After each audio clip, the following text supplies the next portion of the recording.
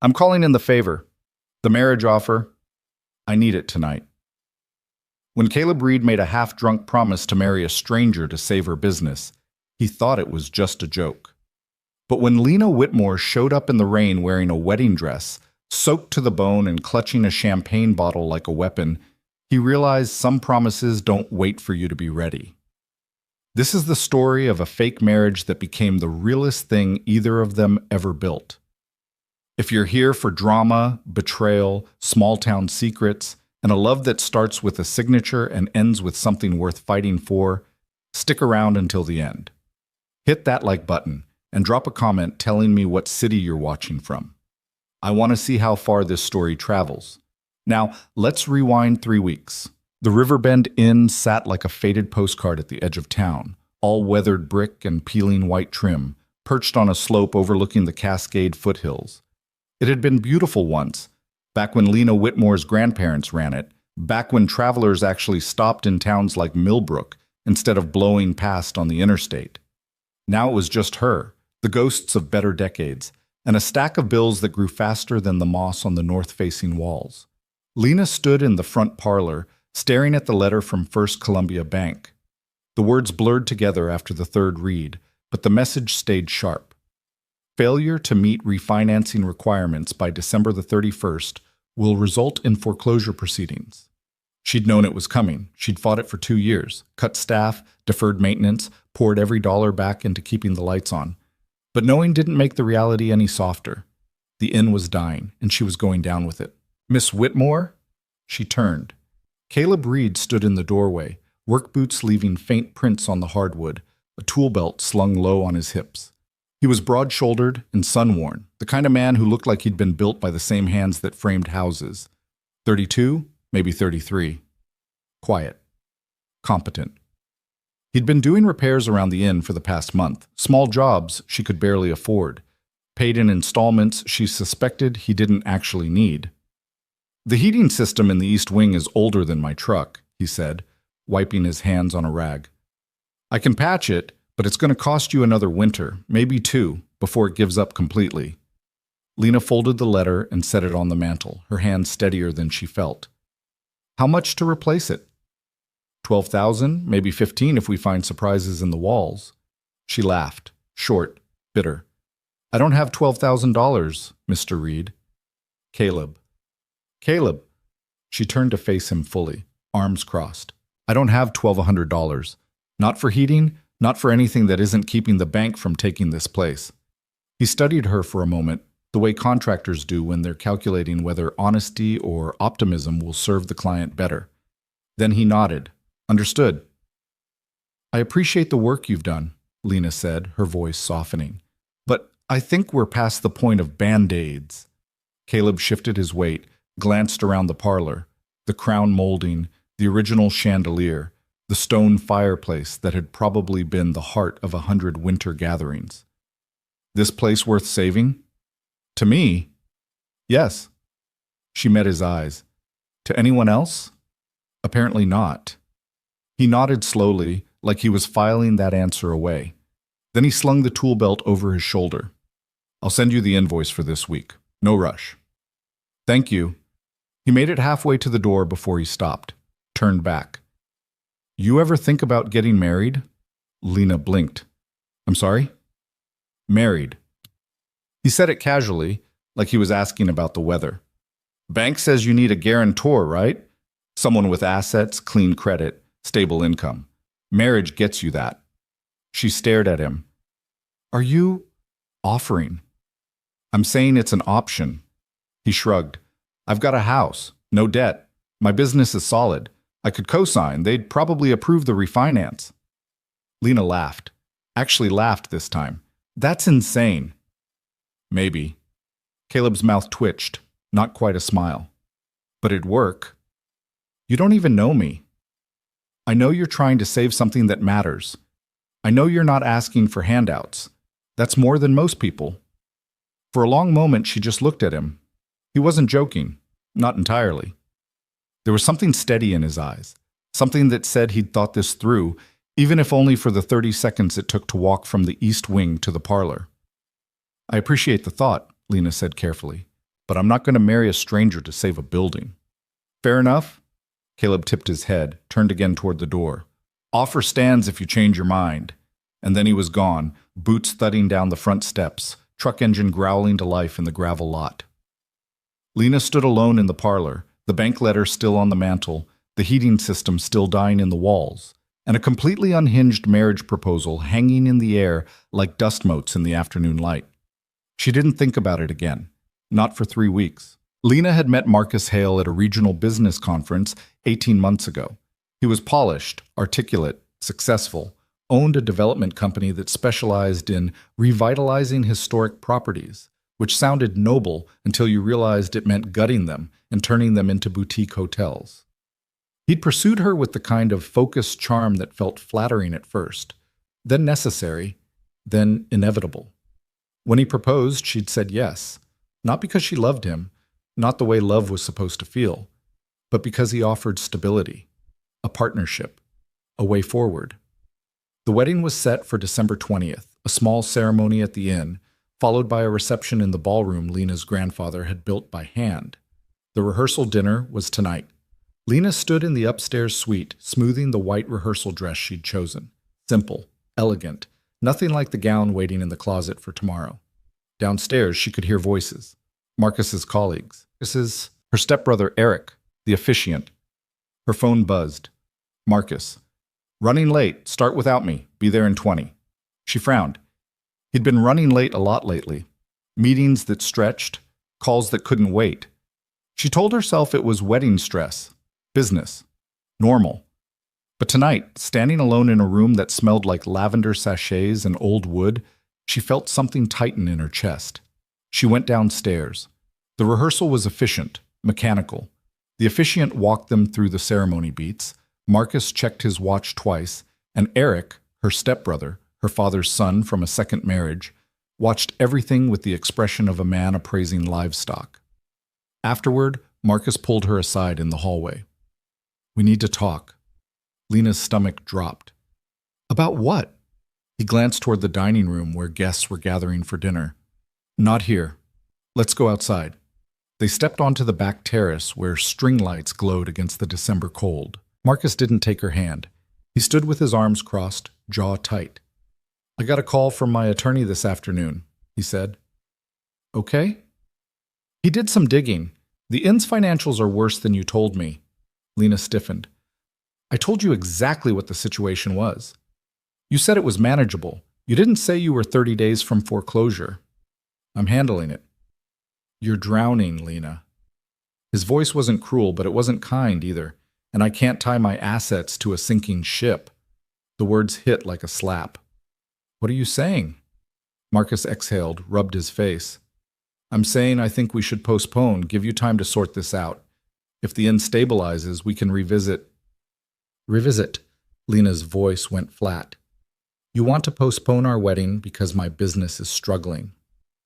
I want to protect both of us. You want to protect yourself. He didn't deny it. Lena felt something crack open inside her, not heartbreak, but clarity, cold and sharp. You knew about the foreclosure before tonight. Marcus hesitated. Eric mentioned it last week. Eric! She laughed bitterly. Of course he did. He's concerned about you. Eric wants this place shut down so he can sell the land. You know that. Maybe that's not the worst option. Lena stared at him. Get out. Lena, get out of my inn. Now. Marcus straightened, his expression hardening. You're making a mistake. No, she said quietly. I almost made one, but I'm fixing it right now. He left without another word. Lena stood on the terrace, the cold biting through her dress, her breath fogging in the December air. Inside, the guests were still eating, laughing, toasting a wedding that was never going to happen. She pulled out her phone, scrolled to a number she'd saved 3 weeks ago, more out of curiosity than intention. Caleb Reed. Her thumb hovered over the screen. This was insane, reckless, desperate. But desperate was all she had left. She typed the message before she could think better of it. Lena, come pick me up. I wore the dress. She hit send. Then she walked back inside, smiled at the guests, and excused herself to the bridal suite. 20 minutes later, she was standing in the rain. Caleb's truck appeared in the driveway at 9:47 p.m., headlights cutting through the downpour. Lena stood under the portico in her rehearsal dress, barefoot, clutching a half-empty bottle of champagne she'd taken from the dining room on her way out. The truck stopped. The driver's door opened. Caleb stepped out, wearing jeans and a flannel shirt, hair damp from the rain. He looked at her, took in the dress, the champagne, the bare feet, and his expression didn't change. "You okay?" he asked. "No." Lena crossed to the truck, yanked open the passenger door, climbed in. The interior smelled like sawdust and coffee. The heater was blasting. Caleb slid back into the driver's seat, closed the door, didn't start the engine, just sat there, waiting. Lena set the champagne bottle between her feet, stared straight ahead. "The wedding's off," she said. "I figured." "The bank's foreclosing in 30 days. "Yeah. And I need that offer you made." Caleb's hands tightened on the steering wheel. "The marriage thing." "Yes." He turned to look at her. "You're serious?" "Completely." For a long moment he didn't speak, just studied her face, searching for something. Doubt, maybe, or a last-second retreat. He didn't find it. "When?" he asked. "Tomorrow, Monday at the latest." "That's fast." "I don't have time for slow." Caleb exhaled, leaned back in his seat. "This isn't a joke anymore." "It was never a joke to me." He nodded slowly. Then he started the truck. "Where do you want to go?" "Away from here." He shifted into gear, pulled out of the driveway. The inn disappeared behind them, swallowed by rain and darkness. They drove in silence for 10 minutes before Lena spoke again.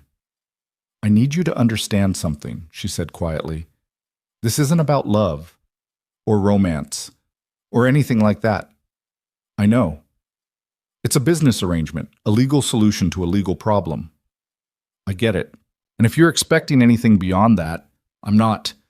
Caleb's voice was steady. "I know what this is." Lena looked at him, really looked. He kept his eyes on the road, jaw set, expression unreadable. She didn't know him, didn't know what he wanted or why he'd offered or what kind of man casually proposed marriage to a stranger. But she knew desperation when she felt it, and right now she'd take steady hands over safe choices any day. "Why did you offer?" she asked. Caleb was quiet for a moment. Then, "I've got a daughter, Amelia. She's 7. Lena blinked. "I didn't know you had a kid." "Not a lot of people do. Her mom left when she was 2, just walked out one day, didn't come back." "I'm sorry." He shrugged. "It is what it is. But it taught me something. People need people. Nobody builds anything alone. And sometimes the right thing to do is just show up." Lena swallowed hard. "This isn't showing up, Caleb. This is signing legal documents that tie your life to mine. I know. You could lose everything if this goes sideways. So could you." She didn't have an answer for that. They drove until the rain eased, until the highway lights thinned out and the road curved into darkness. Caleb finally pulled into a truck stop, parked under the fluorescent glow of the overhead canopy. He turned off the engine. "I need you to be sure about this," he said. "Because once we do it, there's no taking it back. Not easily." Lena met his eyes. "I'm sure." "You don't love me." "No." "You might not even like me." "I don't know you well enough to like you." Caleb smiled faintly. "Fair. But I trust you," Lena added. "I don't know why, but I do." He nodded, looked down at his hands. "Okay." "Okay." "Yeah." He looked back at her. "Let's get married." The Clackamas County Courthouse was a squat concrete building that smelled like floor wax and old paperwork. Lena and Caleb sat in plastic chairs outside the clerk's office, waiting for their number to be called. Lena wore jeans and a sweater. Caleb wore the same flannel from the night before. No flowers, no photographer, no guests. Just 2 strangers about to legally bind their lives together. "You bring the documents?" Caleb asked. Lena pulled a folder from her bag. "Bank statements, tax returns, marriage license application, everything they'll need."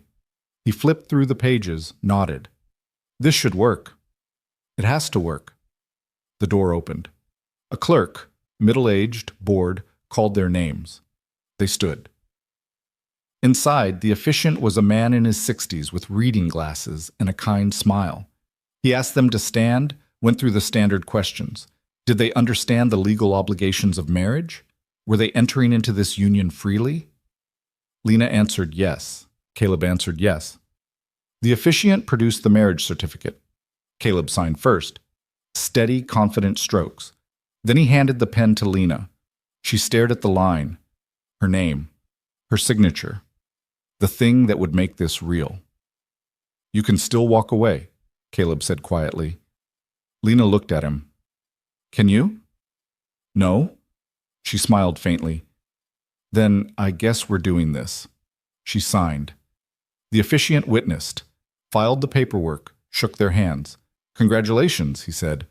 You're married. They walked out into the December cold as husband and wife. Lena waited for panic to set in, for regret, for the voice in her head that said she'd just made the biggest mistake of her life. It didn't come. Instead, she felt something stranger, relief. What now? Caleb asked. Now we go to the bank, Lena said, and we save the inn. The next morning, Caleb moved into the Riverbend Inn, not officially, not publicly, but enough to make the marriage look legitimate. He brought a duffel bag, his toolbox, and a framed photo of his daughter that he set on the dresser in the guest room Lena had cleared for him. She'd offered him the suite next to hers, separate spaces, separate lives, but close enough to maintain appearances. We need to be smart about this, Lena said as they sat in the kitchen over coffee. If the bank suspects this is a sham marriage, they'll pull the refinance. If Eric finds out, he'll challenge it legally. Caleb nodded. So we act like it's real. In public, yes. Joint accounts, shared address. We'll need to be seen together, maybe attend a few town events. What about in private? Lena met his eyes. In private, we're business partners. Nothing more. Got it. She pulled out a legal pad, started writing. I'll add you to the bank accounts today. You'll need to co-sign the refinance paperwork. The loan officer wants to meet with us Thursday. I'll be there. And we'll need to tell people, not everyone, but enough that it looks natural. Caleb leaned back in his chair. You know this is going to blow up your social life, right? Small town, canceled wedding, sudden new husband. People are going to talk. Let them talk. And your family? Lena's jaw tightened. Eric's not family. He's a parasite. He's still going to come after you. Then we'll deal with it. Caleb studied her for a moment. Then he nodded. Okay. What do you need from me? Fix the inn, Lena said simply. Make it livable again. Show the bank it's worth investing in. That's going to take more than a few repairs. I know. She slid a folder across the table. I have a list, prioritized by urgency. Start with the heating system, then the roof, then the plumbing in the west wing. Caleb opened the folder, scanned the pages. His expression didn't change, but she saw his jaw tighten. This is at least $40,000 of work, he said. I know. You don't have $40,000. No, but you do. He looked up sharply. Lena held his gaze. I'm not asking for charity. I'll pay you back, with interest, once the refinance goes through. And if it doesn't? Then you'll have a 50% stake in a foreclosed property, which is still worth something.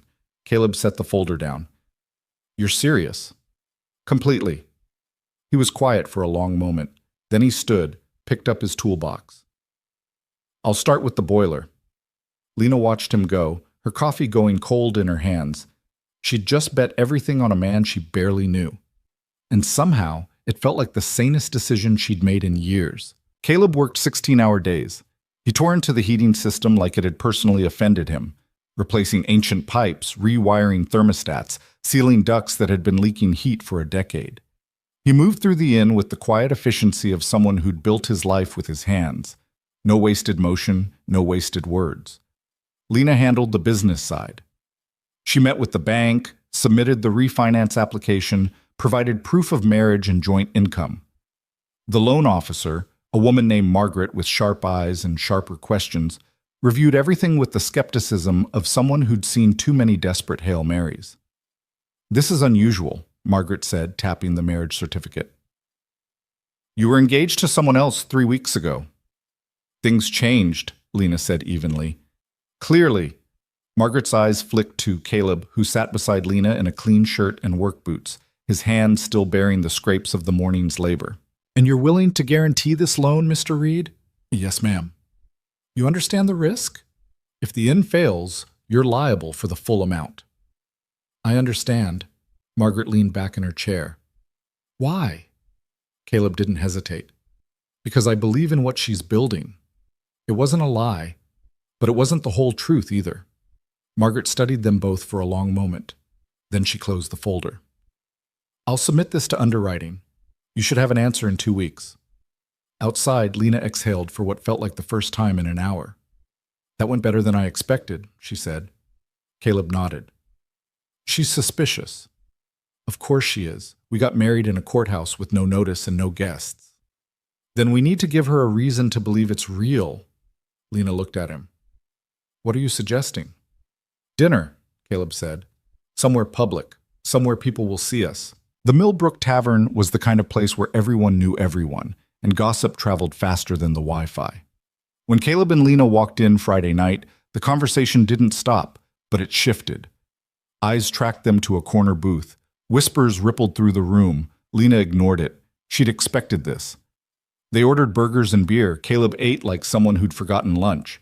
Lena picked at her fries, hyper-aware of the stares. Relax, Caleb said quietly. I am relaxed. You're sitting like you're about to be interrogated.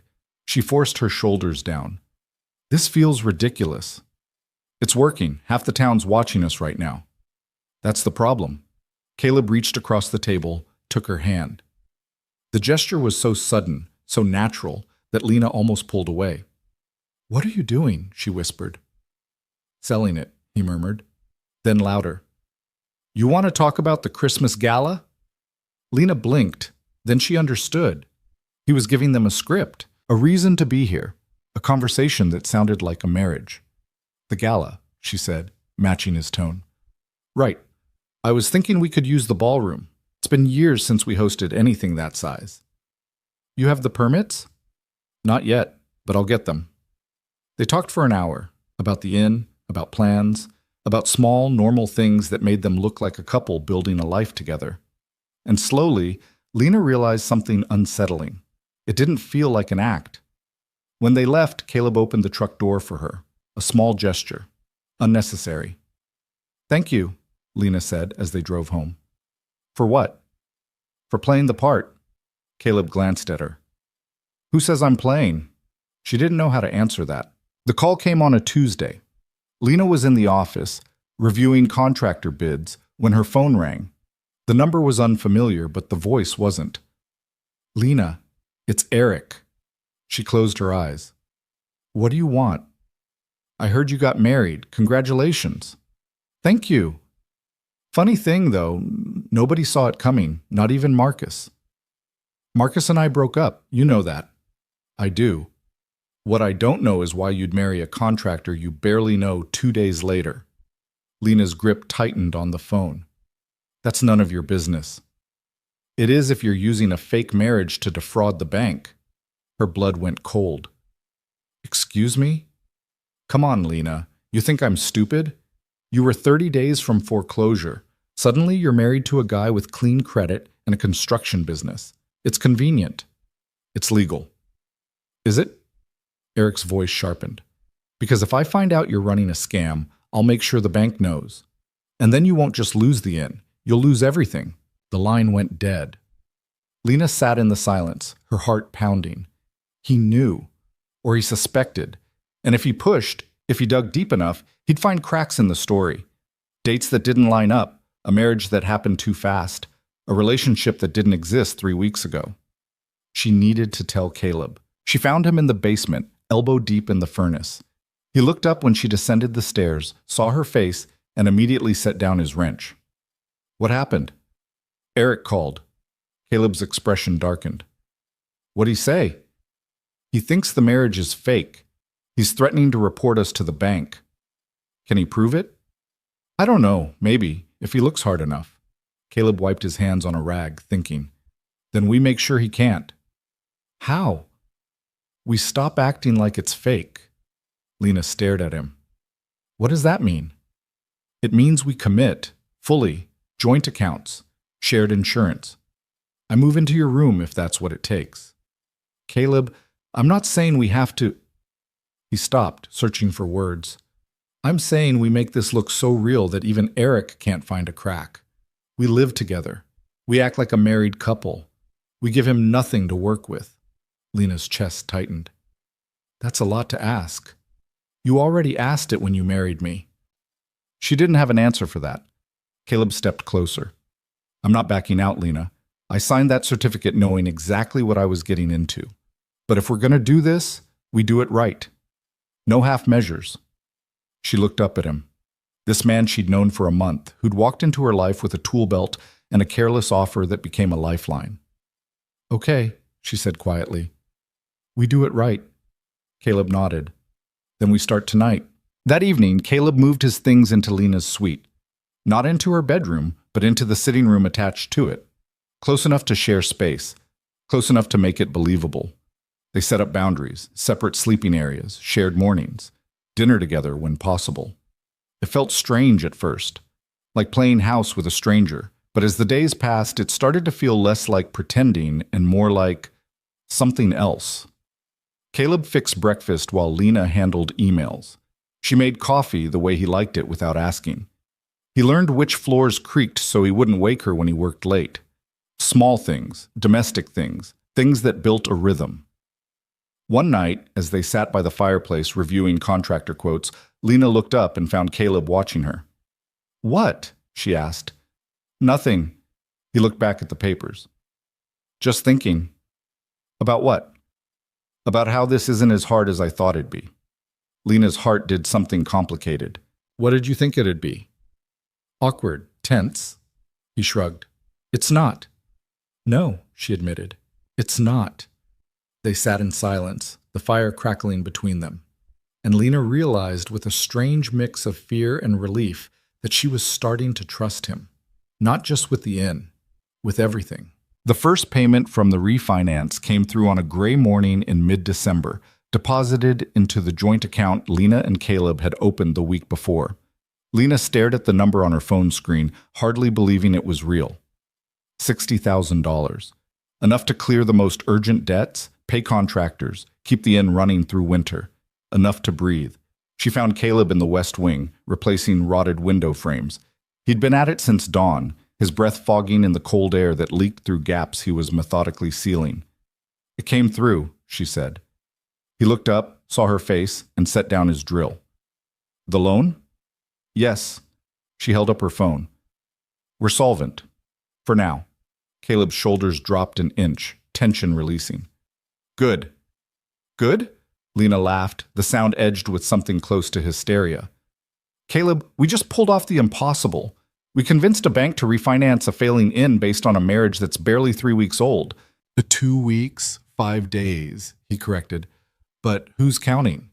She shook her head, smiling despite herself. You're counting. Somebody has to.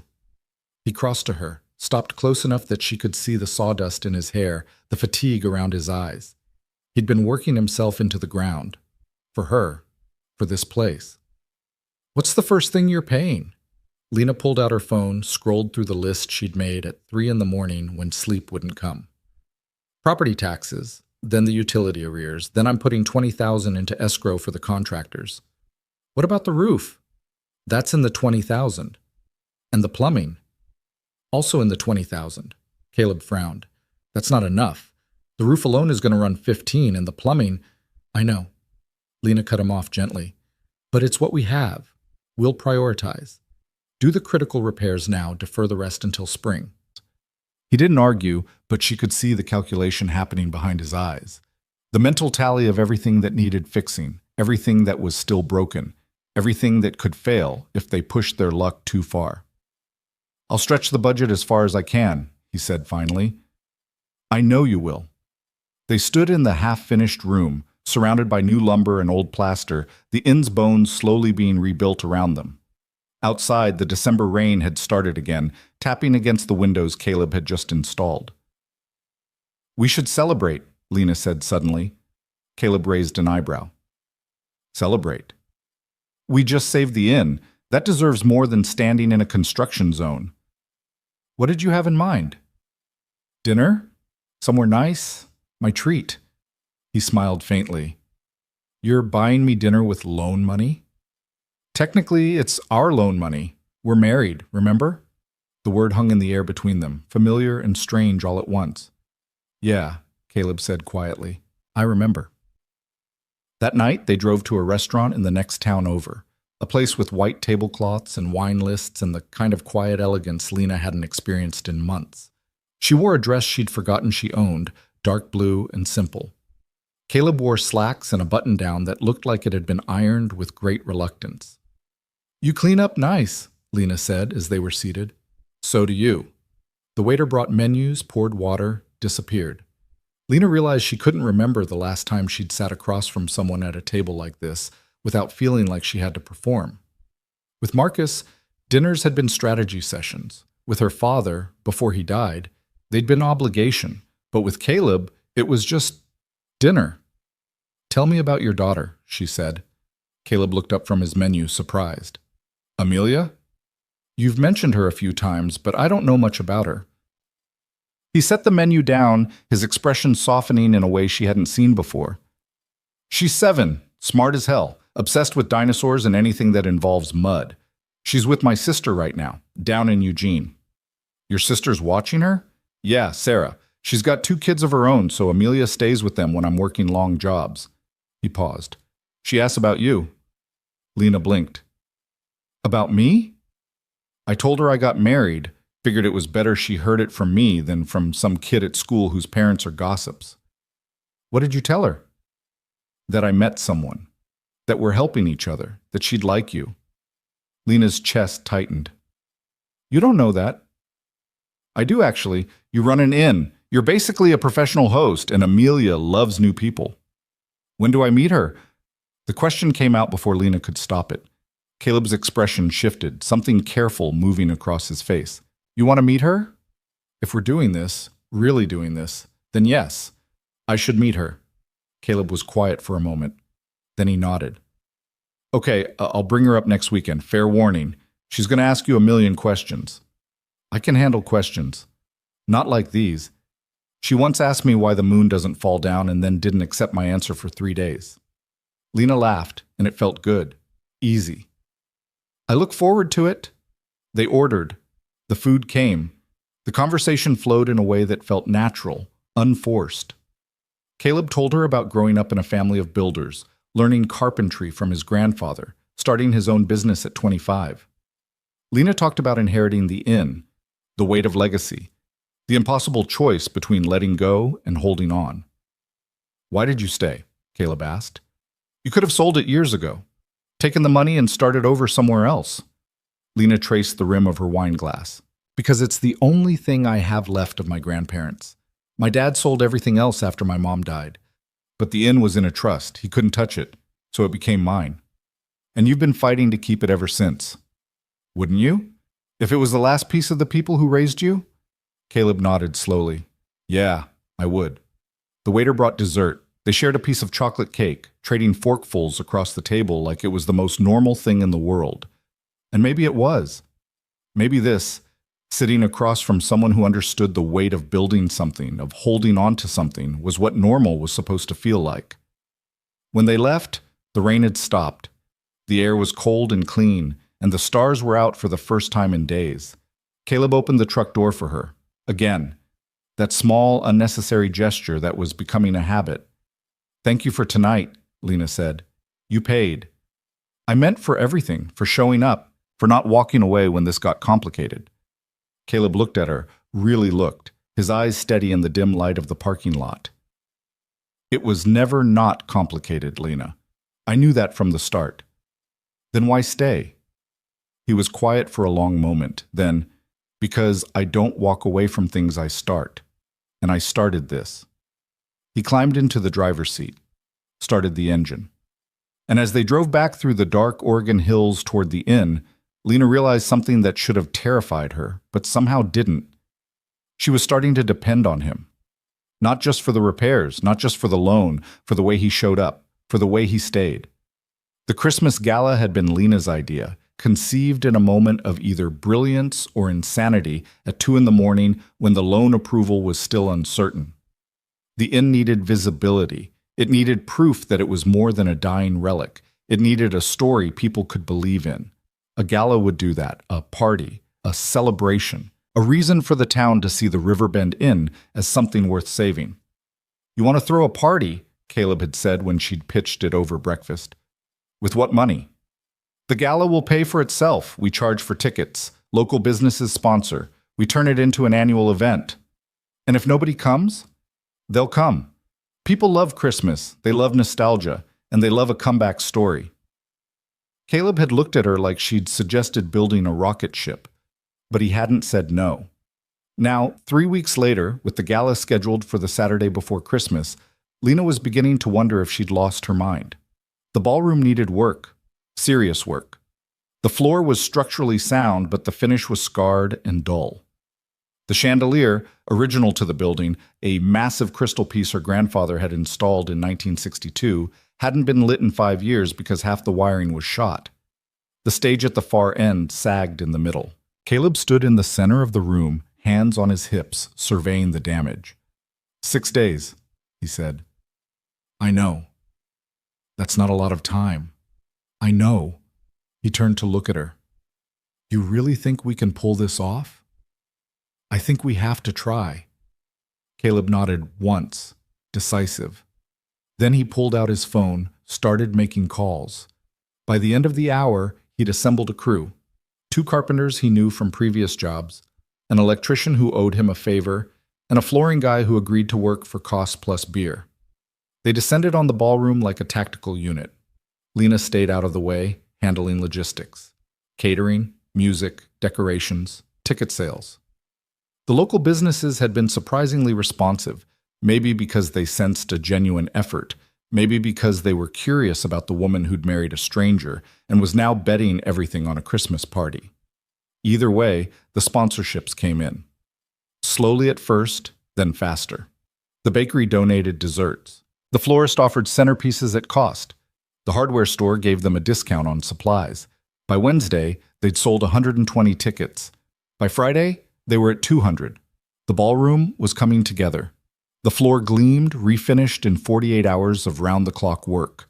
The chandelier blazed to life Thursday night, every crystal catching the light like captured stars. The stage had been reinforced, draped in evergreen garlands and white lights. It looked like something out of a memory, like the inn used to be. Lena stood in the doorway Friday evening, watching Caleb make final adjustments to the sound system. He'd been awake for most of the past 72 hours, running on coffee and sheer stubbornness. "Go to bed," she said. He looked up. "Almost done." "Caleb, you're dead on your feet." "I'm fine." "You're not fine, and tomorrow's going to be insane. You need sleep." He opened his mouth to argue, then seemed to think better of it. "Yeah, okay." They walked upstairs together, footsteps echoing in the quiet inn. At the door to their suite, Caleb paused. "It's going to work," he said. "The gala. People are going to show up, and they're going to see what you've built here." Lena felt something warm unfold in her chest. "We've built." "Yeah," he said softly. "We have." He went to his room. Lena went to hers. But she lay awake for a long time, staring at the ceiling, thinking about the man on the other side of the wall who'd walked into her life with a tool belt and a half-serious offer, and somehow become the reason she still believed in impossible things. The morning of the gala, Lena's phone rang at 7:30. She answered without looking at the caller ID, expecting a vendor with a last-minute question. "Lena Whitmore?" Not a vendor. A man's voice. Unfamiliar. Formal. "Speaking." "This is David Chen from Cascade Insurance. I'm calling regarding your event liability coverage for this evening." Lena sat up. "Is there a problem?" "I'm afraid so. We've received information that calls into question the validity of your policy. I'm going to need you to come in and verify some details before we can provide coverage for tonight's event." Her blood went cold. "What kind of information?" I can't discuss it over the phone. Can you be here by 9? The event starts at 6. I need that coverage. Then I suggest you come in as soon as possible. The line went dead. Lena sat in bed, her heart pounding. This wasn't an accident. This was Eric. It had to be. He'd gone after the bank, and when that hadn't worked, he'd gone after the insurance. She found Caleb in the kitchen, pouring coffee. He took one look at her face and set down the pot. What happened? She told him about the call, the insurance, the deadline that was now 8 hours away. Caleb's jaw tightened. He's trying to shut you down. And if we don't have coverage, we can't host the event. The venue contract requires it. If we cancel now, we'll have to refund every ticket. We'll lose everything we've put into this. So we don't cancel. Caleb, we go to the insurance office. We bring every document we have, marriage certificate, bank statements, loan approval, everything, and we make them reinstate the coverage. And if they won't, then we find another carrier. There's 8 hours. That's enough time. It wasn't, but Lena appreciated the lie. They were at the insurance office by 8:45. David Chen was a thin man in his 50s with wire-rimmed glasses and the expression of someone who'd rather be anywhere else. He led them into a conference room, spread documents across the table. "We've received a complaint alleging that your marriage is fraudulent," he said without preamble. "The complaint suggests you entered into the marriage solely to obtain financial benefits, including this insurance policy." "Who filed the complaint?" Lena asked, though she already knew. "I can't disclose that." "Was it Eric Whitmore?" Chen's silence was answer enough. Caleb leaned forward. "We're legally married. We've provided all required documentation. What exactly is the issue?" "The issue is that marriage fraud is a serious matter, and if your marriage is found to be illegitimate, any policies issued under that marriage are void. So you're canceling our coverage based on an unsubstantiated accusation," Lena said. "We're suspending coverage pending investigation." "The event is tonight. We can't wait for an investigation." Chen spread his hands. "Then I suggest you postpone the event." Caleb stood abruptly. "You've got no legal basis for this. We've met every requirement. We're married under Oregon law. You can't suspend coverage because someone made a phone call. We can suspend coverage if we have reason to believe fraud has occurred." "What reason? What actual evidence do you have?" Chen hesitated. Then he pulled out a printed email, slid it across the table. Lena read it, felt her stomach drop. The email was from Eric, detailed, specific. It outlined the timeline, the broken engagement, the sudden marriage, the loan approval. It included dates, names, public records. It made a compelling case that the marriage was a sham, and it ended with a single line. "I am willing to testify under oath that this marriage is fraudulent." Caleb read over her shoulder. His hand found hers under the table, squeezed once. "This is a family dispute," Lena said, keeping her voice steady. "My stepbrother wants the inn. He's been trying to force a foreclosure for 2 years. This is retaliation, not evidence." "Perhaps," Chen said. "But until we can verify the legitimacy of your marriage, the suspension stands." They left the office at 9:45, sat in the truck. Lena felt the panic rising, the weight of everything crashing down. "We're going to lose it," she said. "The gala, the money, all of it." Caleb was quiet. Then he pulled out his phone. "Who are you calling?" "Everyone I know with an insurance license." He made 7 calls, got 7 variations of the same answer. Too short notice, too much risk, can't help. By 11, they were out of options. Lena pressed her hands to her face. "We have to cancel." "No." "Caleb, we don't have coverage. If something happens, if someone gets hurt, if there's property damage, we'll be personally liable. We could lose everything." "We're already losing everything if we cancel." "At least we'd have a chance to recover." He turned to face her. "You want to give Eric the win? You want to prove him right?" "I want to survive this." "Then we fight. We go back to the inn, we prepare for the gala, and we make this the best damn event this town has seen in 20 years. Without insurance." "Without insurance." Lena stared at him. "You're insane." "Maybe, but I didn't sign up for easy. I signed up for you." The words hit her like a physical thing. She'd been holding herself together through sheer force of will, but something in his voice, the certainty, the commitment, cracked her open. "Why are you doing this?" she whispered. "Because you deserve it. Because this place deserves it. And because I'm not walking away." She kissed him. She didn't plan it, didn't think about it. She just leaned across the console and kissed him, her hands finding his face, his stubble rough against her palms. Caleb froze for half a second. Then he kissed her back, his hand sliding into her hair, anchoring her close. It wasn't careful. It wasn't tentative. It was weeks of tension and trust and something neither of them had named breaking open all at once. When they pulled apart, Lena was breathing hard. "Sorry," she said. "I shouldn't have—" "Don't apologize." She met his eyes, saw heat there, and something deeper. "We should go," Caleb said, his voice rough. "We've got a gala to save." They drove back to the inn in silence, but it wasn't the uncomfortable kind. It was charged, electric, the air between them humming with everything unsaid. At the inn, the caterers were already arriving. The band was setting up. Volunteers were hanging decorations, arranging tables, transforming the ballroom into something magical. Lena threw herself into final preparations. Caleb disappeared into the basement, checking systems, making sure nothing would fail when 200 people descended on the building. At 4 o'clock, Lena went upstairs to change. She'd bought a dress for tonight, deep green, elegant, the kind of thing her grandmother would have worn to host parties in this very ballroom. She was zipping it up when someone knocked. "Come in." Caleb opened the door, stopped. He'd changed too. Dark suit, white shirt, no tie. He looked like someone who'd stepped out of an old photograph, sharp and solid and entirely present. "Wow," he said. Lena felt her cheeks warm. "It's not too much?" "It's perfect." She turned away, fussing with her hair in the mirror. "The guests will start arriving in an hour. We should do a final walkthrough." "Lena." Something in his voice made her stop, turn. He crossed the room, stopped close enough that she could smell sawdust and soap and something distinctly him. "About earlier," he said, "in the truck. We don't have to talk about it." "Yeah, we do." He took a breath. "I know this started as a business arrangement. I know we both went into it with our eyes open, but somewhere along the way it stopped being just that. For me, anyway." Lena's heart was pounding. "Caleb, you don't have to say anything. I just needed you to know. Whatever happens tonight, whatever comes after, I'm not pretending anymore."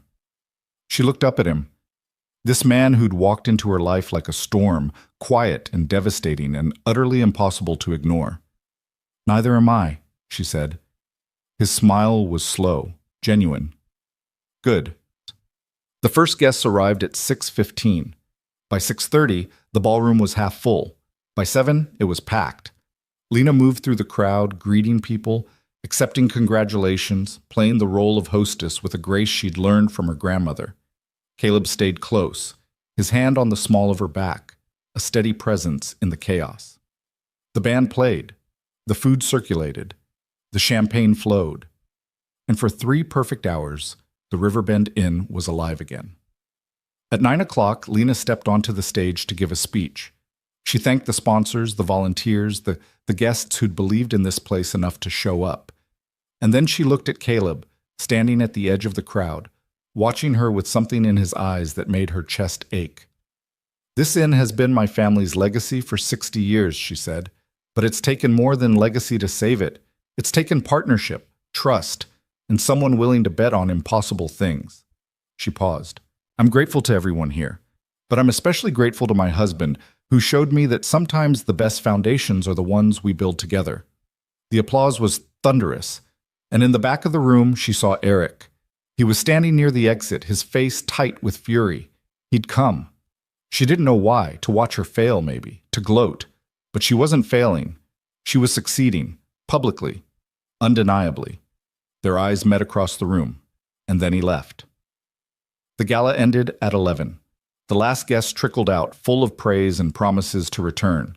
The band packed up, the caterers cleared tables. And finally, it was just Lena and Caleb standing in the empty ballroom, surrounded by the evidence of what they'd built. "We did it," Lena said. Caleb pulled her close. "You did it." "No, we did." She rested her head against his chest, listening to his heartbeat, steady and sure. Outside, The December rain started again.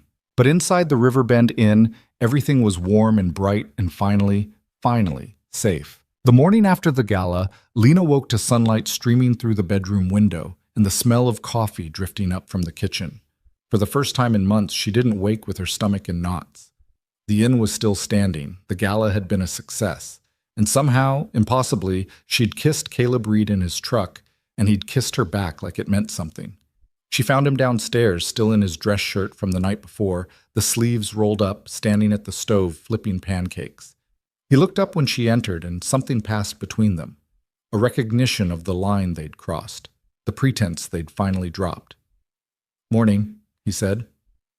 "Morning." Lena slid onto a bar stool, watched him work. "You didn't have to cook. I was awake. Figured I'd make myself useful." "You're always useful." He smiled at that, plated the pancakes, set them in front of her. They ate in comfortable silence, the kind that felt earned rather than awkward. Outside, the rain had stopped, leaving the world washed clean and bright. "We need to talk about Eric," Caleb said finally. Lena's appetite faded. "I know. He's not going to stop. Last night proved that. He showed up to watch you fail, and when you didn't, he left looking like someone had slapped him." "So what do we do?" Caleb set down his fork. "We go on offense. We stop reacting to his moves and start making our own." "What does that mean?" "It means we prove the marriage is real, not just on paper, not just for the bank. We prove it in a way he can't challenge." Lena's pulse quickened. "How?" "We live like a married couple. Completely. No separate rooms, no boundaries. We give him nothing to work with." She'd known this was coming, had felt it building since that kiss in the truck, but hearing him say it out loud made it real in a way that was both terrifying and exhilarating. "Caleb, that's a lot. I know. But it's the only way to protect what we've built. And what happens when this is over? When Eric backs off and the inn is stable and we don't need this anymore?" He looked at her directly, his eyes steady. "You think I'm still pretending? I don't know what you're doing. I'm falling for you." The words came out simple, honest.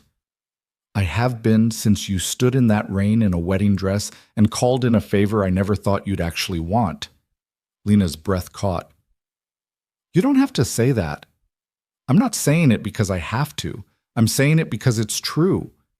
She stood, crossed to the window, her hands gripping the counter. "This is complicated. Everything about this is complicated. We barely know each other.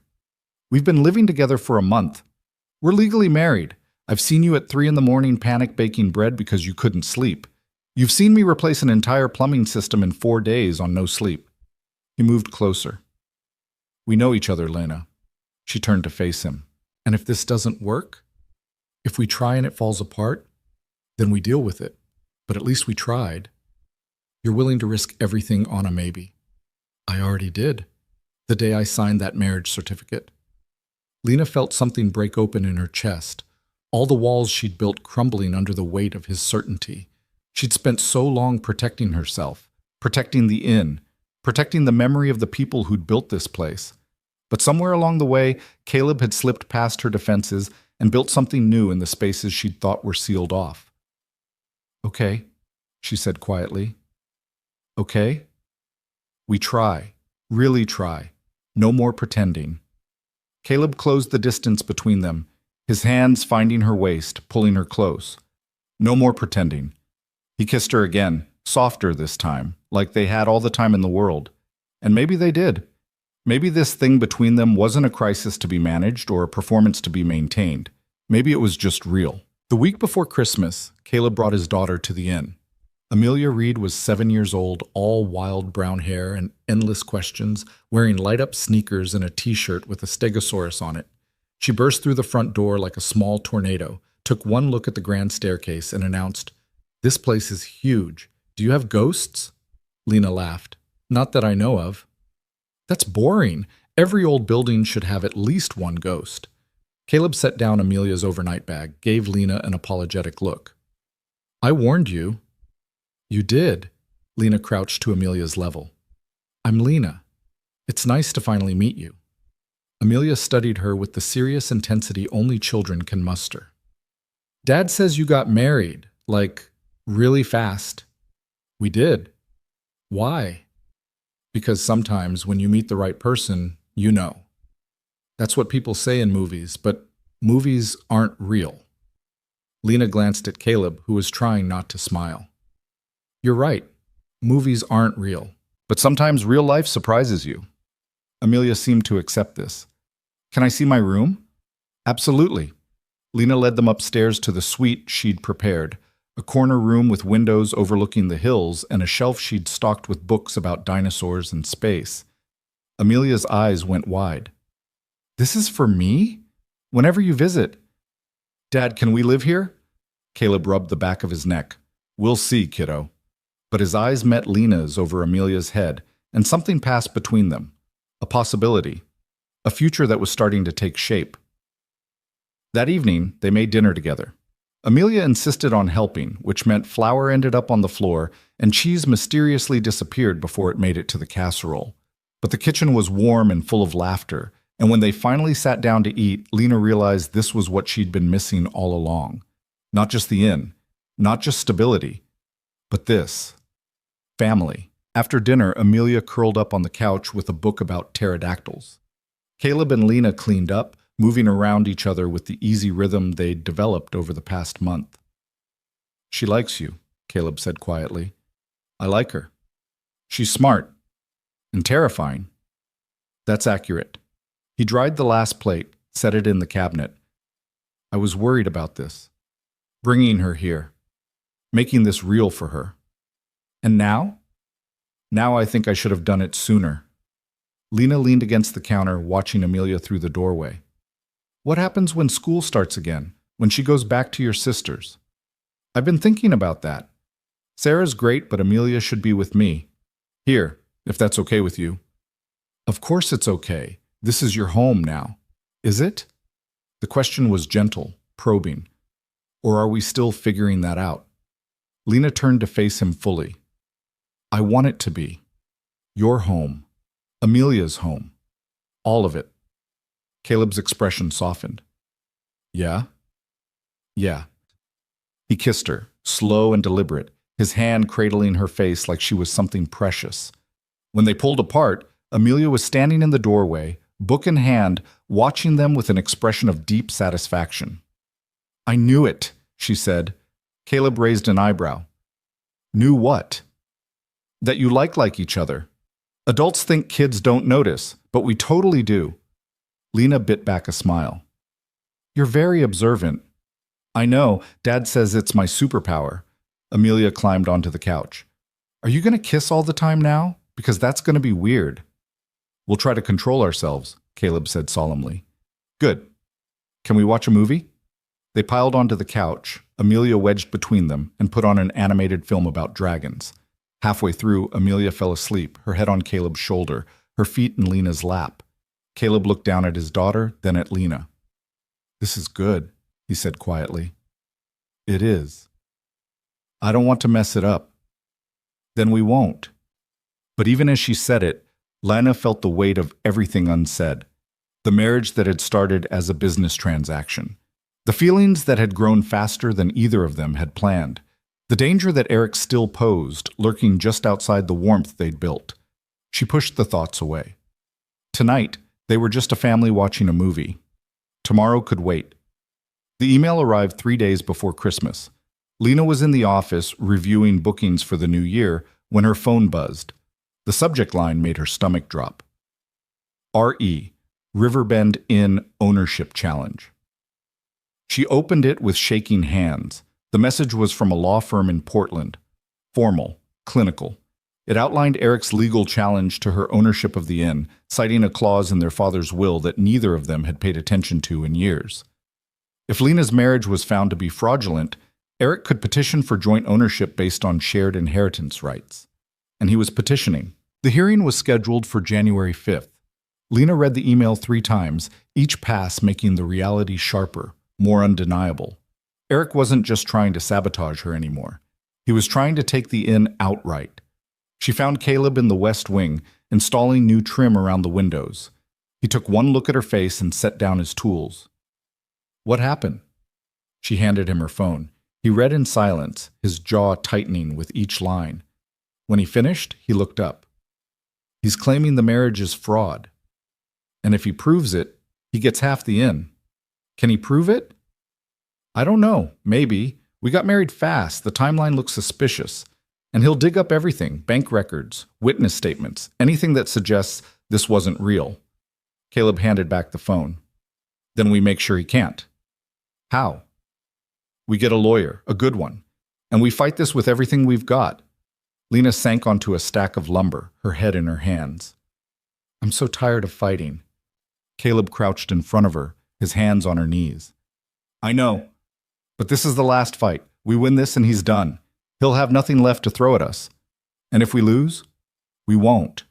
You can't know that. No, but I can choose to believe it. And I'm choosing to believe we're going to walk into that courtroom and prove that this marriage is the realest thing either of us has ever done. Lena looked at him, this man who'd become her husband, her partner, the person she trusted more than anyone. When did you get so optimistic? When I married you. She laughed despite herself, the sound watery and exhausted. We need a lawyer. I know someone. Jennifer Park. She handled my divorce. She's sharp. Doesn't take crap from anyone, and she owes me a favor. What kind of favor? I built her a deck. Really nice deck. She said if I ever needed legal help, she'd make it worth my while. You traded carpentry for legal representation? Apparently. Lena shook her head. You're ridiculous, but effective. He called Jennifer that afternoon. She agreed to meet them the day after Christmas. Christmas Eve arrived with fresh snow, rare for the valley, but perfect for the small gathering Lena had planned. She'd invited a handful of regulars from the gala, people who'd become friends over the past month, and Caleb's sister Sarah drove up from Eugene with her family. The inn glowed with lights. The tree in the parlor was absurdly large, decorated by Amelia with an enthusiasm that prioritized quantity over aesthetics. The kitchen smelled like cinnamon and pine, and the roast Lena had been preparing since dawn. It felt like a home. Sarah Reed was warm and sharp-eyed, the kind of woman who saw through pretense in seconds. She cornered Lena in the kitchen while Caleb was outside with the kids. So, Sarah said, pouring herself a glass of wine, you're the woman who married my brother in a courthouse with no warning. Lena tensed. That's me. Good. Good? Sarah leaned against the counter. Caleb's a good man, best I know, but he's been carrying the world on his shoulders since Amelia's mom left. He needed someone who could handle their own weight. I'm not sure I'm handling anything right now. You're still standing. That counts. Sarah took a sip of wine. He talks about you like you're magic. He talks about me? All the time. Lena fixed the books. Lena planned the gala. Lena convinced the bank. It's adorable and slightly annoying. Lena felt her cheeks warm. He's done just as much. I know, that's why this works. Sarah set down her glass. Look, I don't know how this started or why you two moved so fast, and honestly, I don't care. What I care about is that my brother is happy for the first time in 5 years, and my niece has someone in her life who actually shows up, so whatever this is, I'm on your side.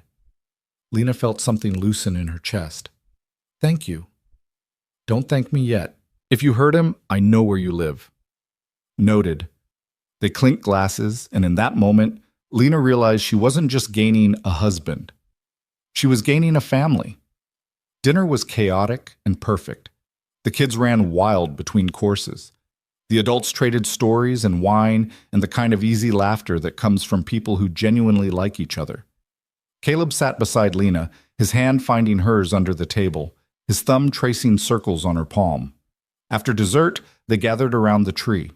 Amelia insisted on handing out presents with the gravity of a diplomat distributing treaties. Lena had bought small gifts for everyone, nothing extravagant but thoughtful. Books for the kids, a bottle of good scotch for Sarah's husband, a set of carving tools for Caleb. When he opened them, his expression went soft. How did you know I needed these? I pay attention. Yeah, you do. He handed her a small wrapped box. Inside was a delicate silver bracelet engraved with coordinates. What are these? She asked. The inn's location, so you can carry it with you. Lena felt her throat tighten.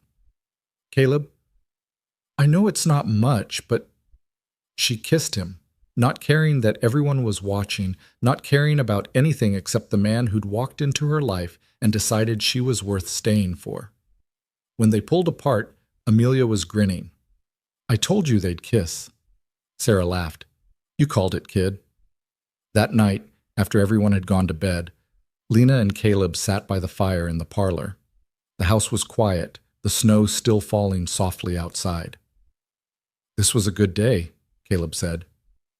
It was. Even with everything coming?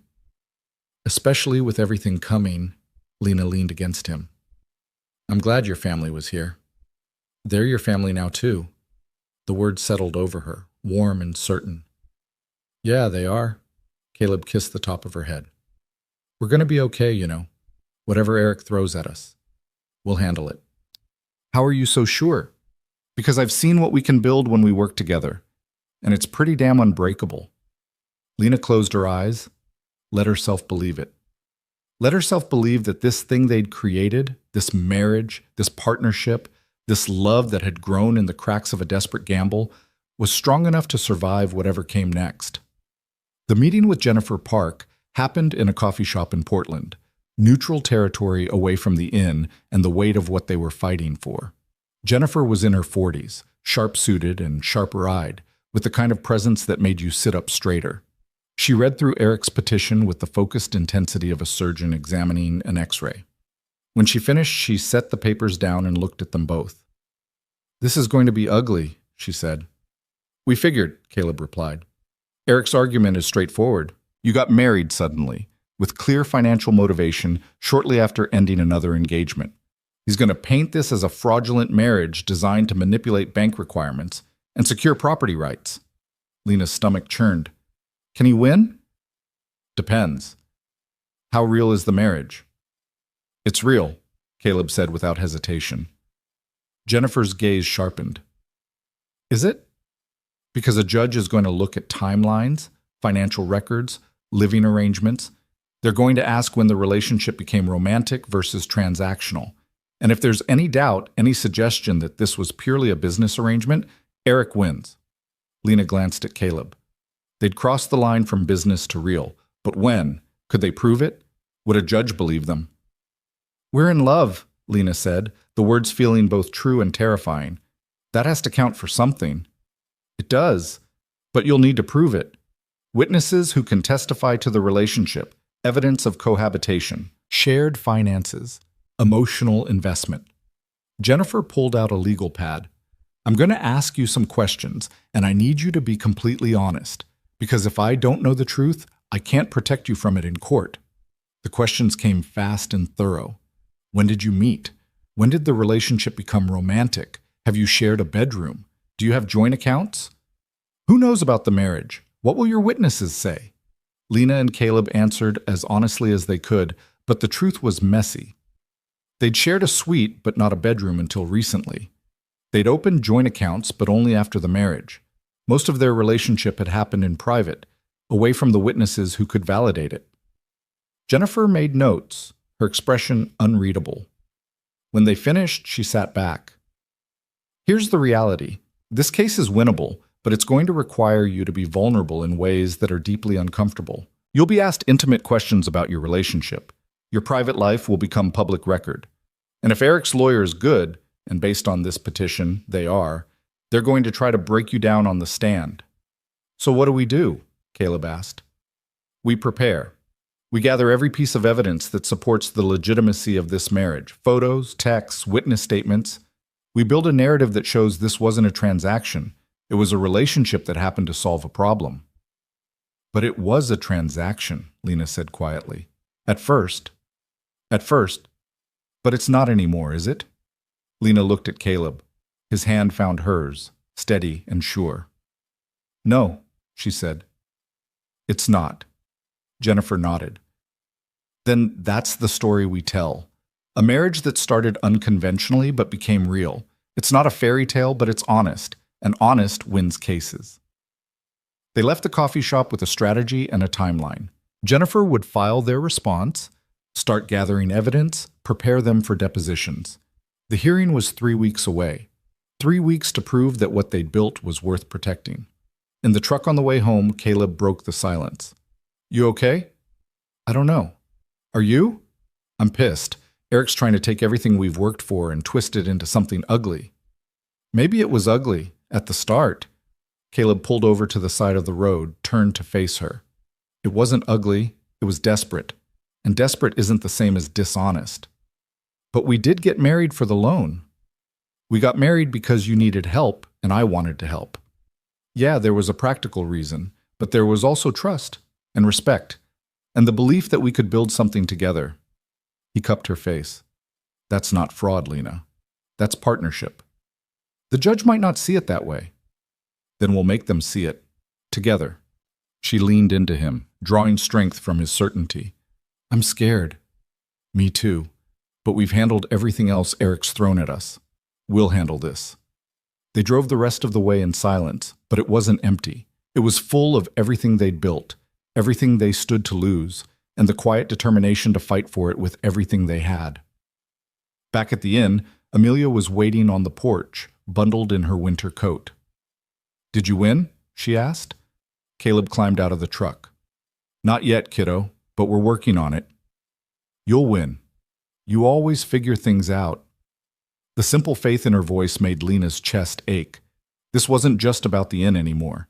It was about the family they'd become, the life they were building, the future that hung in the balance of a legal decision neither of them could fully control.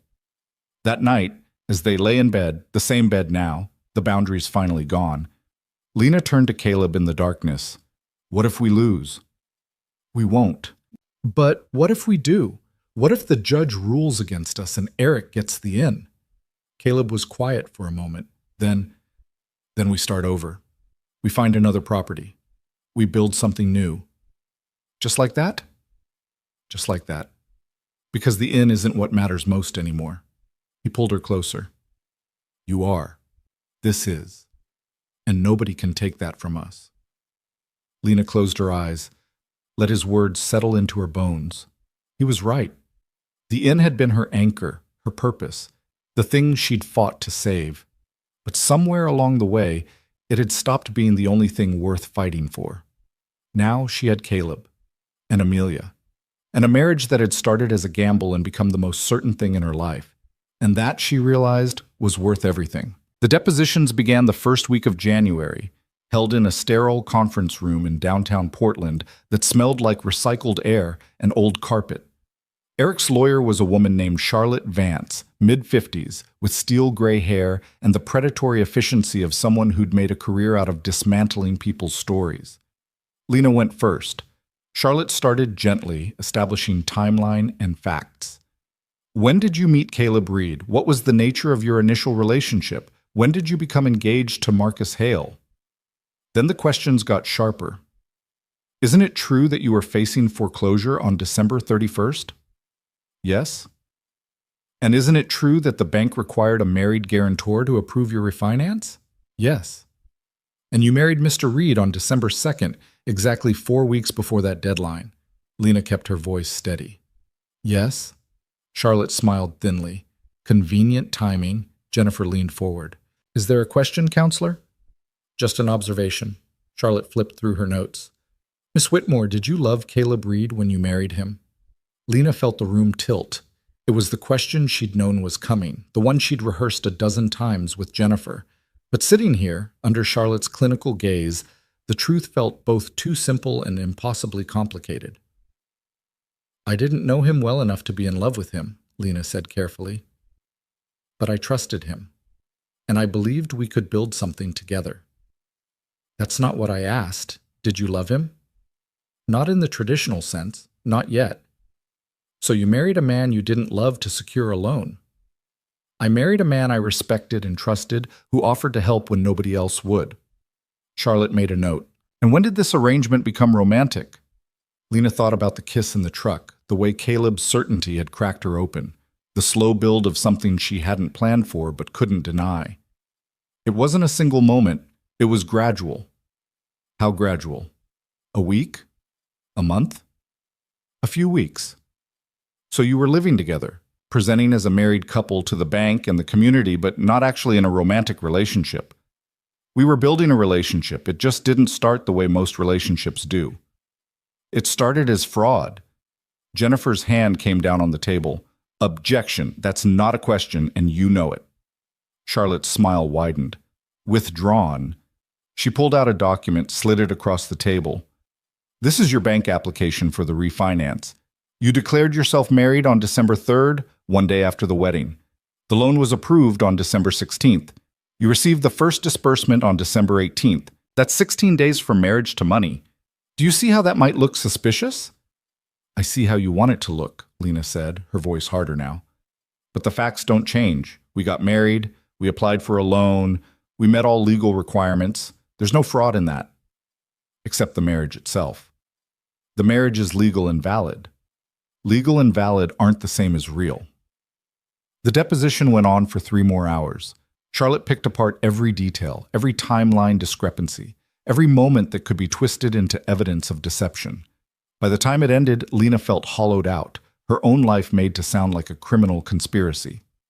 Caleb was waiting in the hallway. He took one look at her face and pulled her close. That bad? Worse.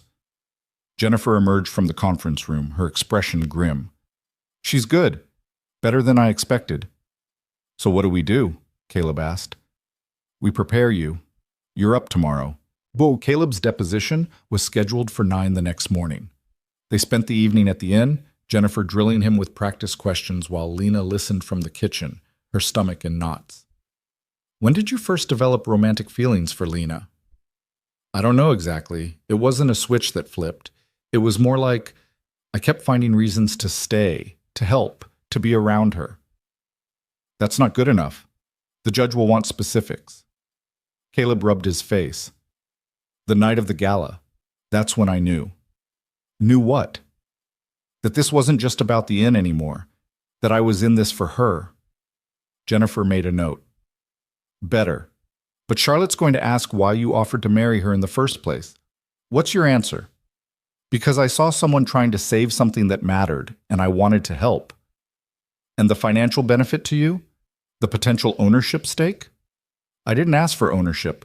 Lena offered it later after the work I'd already done. But you accepted it. Yes, because by then it felt like ours, not just hers. The practice session went until midnight. When Jennifer finally left, Caleb and Lena sat in the darkened parlor, exhausted.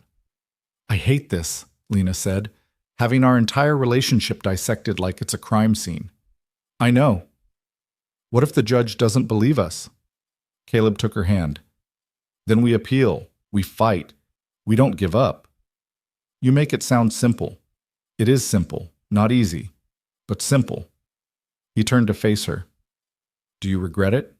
Marrying me? No. Do you? Not for a second.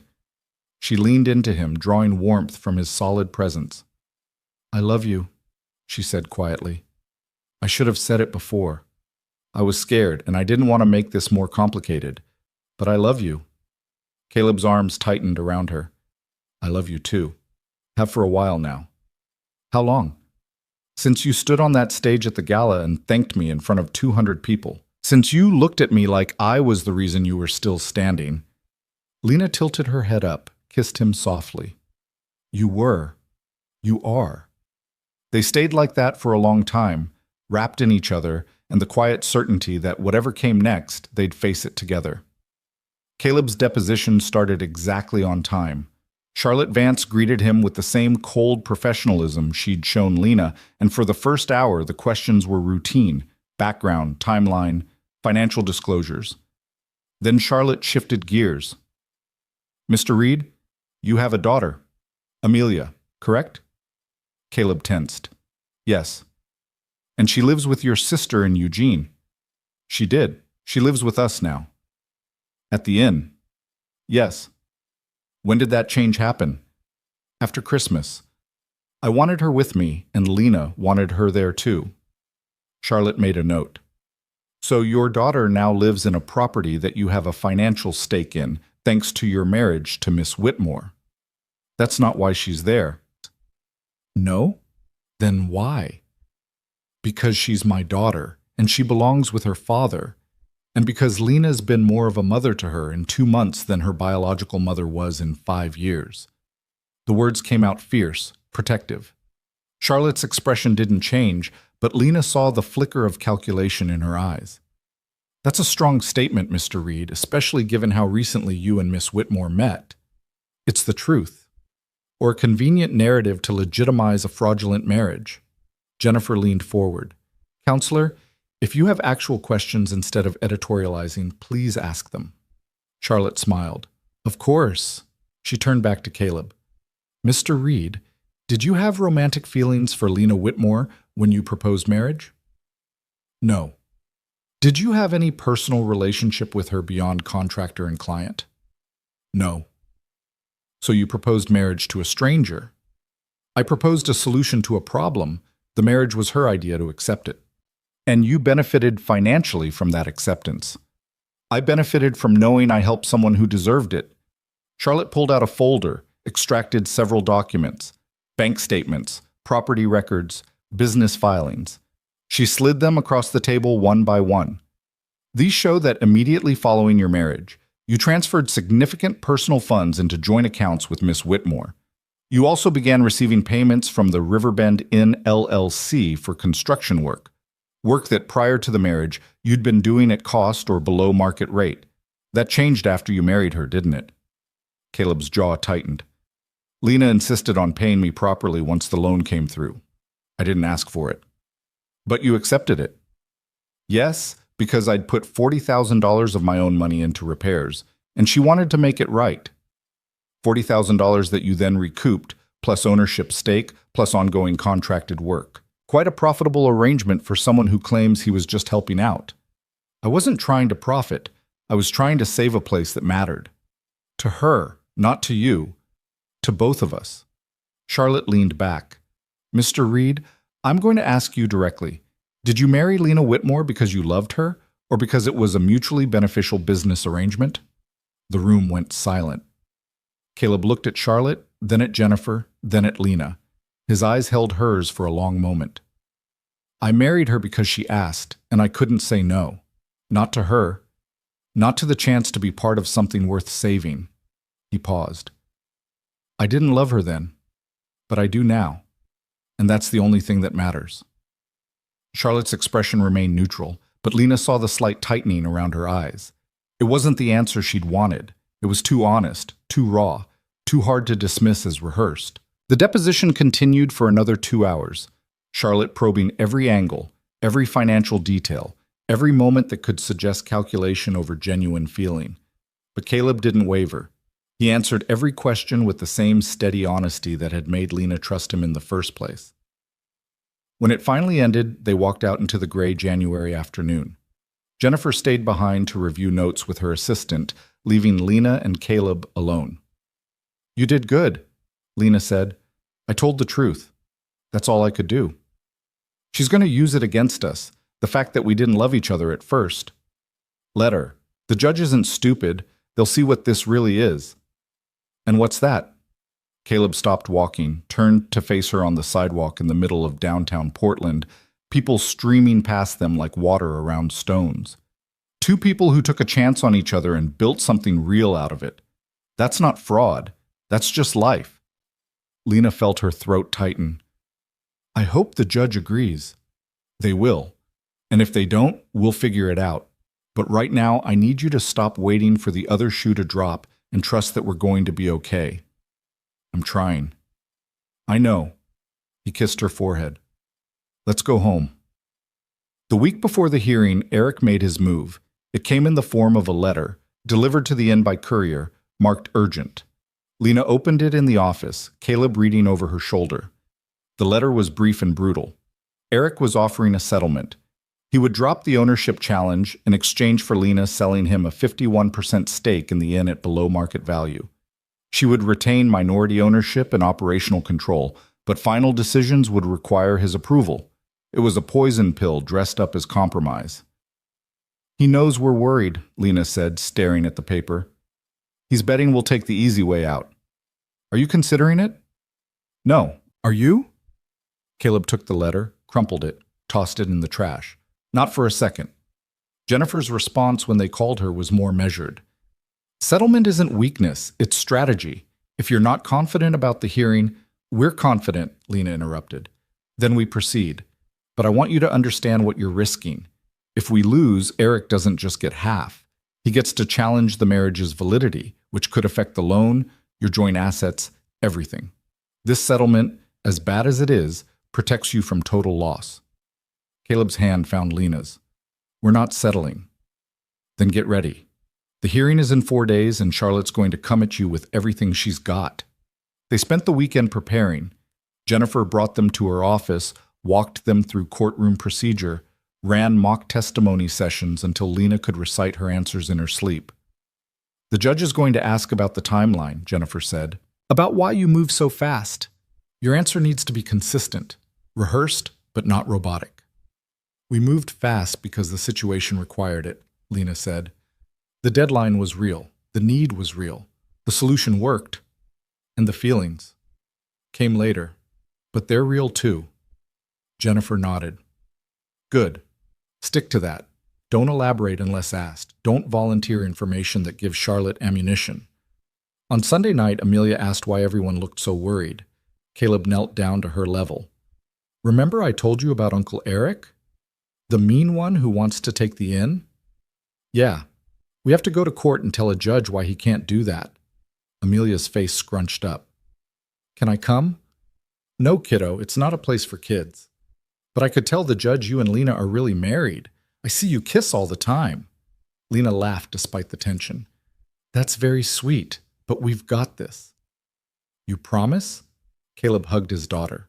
I promise we're going to do everything we can to keep our home. After Amelia went to bed, Lena and Caleb sat on the porch, despite the cold, wrapped in blankets, watching the stars. What are you thinking? Caleb asked. That I wish we could skip to the part where this is over. Me too. Are you scared? Terrified, but not of losing the inn, of losing this. He gestured between them. Us. You won't lose me, whatever happens. You can't promise that. Yes, I can, because I choose you. In or no in, money or no money, I choose you. Caleb pulled her close, his lips finding hers in a kiss that tasted like promise and fear and desperate hope all tangled together. I choose you too, he murmured against her mouth. Always. The courtroom was smaller than Lena expected, wood-paneled and austere, with high windows that let in weak winter light. Judge Patricia Hernandez was a woman in her 60s with sharp eyes and the no-nonsense demeanor of someone who'd heard every story and believed very few of them. Eric sat on the opposite side of the room with Charlotte Vance, his expression carefully neutral. He didn't look at Lena, didn't acknowledge Caleb, just sat there like this was a business transaction, which to him, it probably was. Jennifer presented their case first. She walked the judge through the timeline, the loan requirements, the legal marriage, the evidence of cohabitation and shared finances. She called witnesses, the loan officer from the bank, the contractors who'd worked with Caleb, neighbors who'd seen them together. Sarah Reed testified about Christmas, about watching her brother fall in love, about seeing Amelia thrive in a stable home. My brother doesn't do anything halfway, Sarah said. When he commits, he's all in. And he's all in with Lena. Then it was Charlotte's turn. She methodically dismantled the timeline, highlighting every suspicious element: the broken engagement, the sudden marriage, the loan approval, the financial transfers. She called Marcus Hale to the stand. Marcus testified that Lena had been desperate to save the inn, that she'd been facing foreclosure, that the marriage came out of nowhere. Did she seem in love with Mr. Reed? Charlotte asked. I don't think she knew him well enough to be in love, Marcus said carefully. It all happened very fast. Did she tell you about the marriage before it happened? No, I found out when everyone else did. Charlotte nodded, satisfied. No further questions. Jennifer's cross-examination was brief. Mr. Hale, you were engaged to Miss Whitmore, correct? Yes. And you broke off that engagement when you learned about her financial troubles, didn't you? Marcus stiffened. The situation was complicated. You didn't want to tie your assets to a failing business. Isn't that what you told her? I wanted to protect both of us. by leaving her to handle it alone. Objection, Charlotte said. Relevance. It goes to credibility, Your Honor. Mr. Hale has a vested interest in discrediting Miss Whitmore's current marriage. Judge Hernandez considered. I'll allow it. Answer the question, Mr. Hale. I thought postponing was the smart move, Marcus said tightly, but Miss Whitmore disagreed, and she found someone who was willing to take the risk you weren't. Marcus didn't answer. Jennifer turned to the judge. No further questions. When it was time for Lena to testify, her hands were shaking. Jennifer had warned her this would be the hardest part. Charlotte would go after her with everything, trying to break the story, expose inconsistencies, prove fraud. Charlotte started gentle. Background questions, the inn's history, the foreclosure threat. Then the questions sharpened. Miss Whitmore, you've testified that you married Mr. Reed because you trusted him, but you'd known him for less than a month. Why would you trust a stranger with your entire livelihood? Lena chose her words carefully. Because in that month, he showed up every day. He worked when he didn't have to. He offered help when nobody else would. Trust isn't always about time. Sometimes it's about consistency. Or desperation. Maybe both. Charlotte raised an eyebrow. So you admit you were desperate. I was facing foreclosure. Yes, I was desperate. But that doesn't make the marriage fraudulent. Doesn't it? You needed a solution. Mr. Reed provided one. You both benefited financially. That's not a marriage. That's a transaction. It started as a solution. It became a marriage. When? When did it become real? Lena thought about all the moments, the dinners, the gala, the kiss in the truck, the way Caleb looked at her like she was worth fighting for. I can't point to a single moment.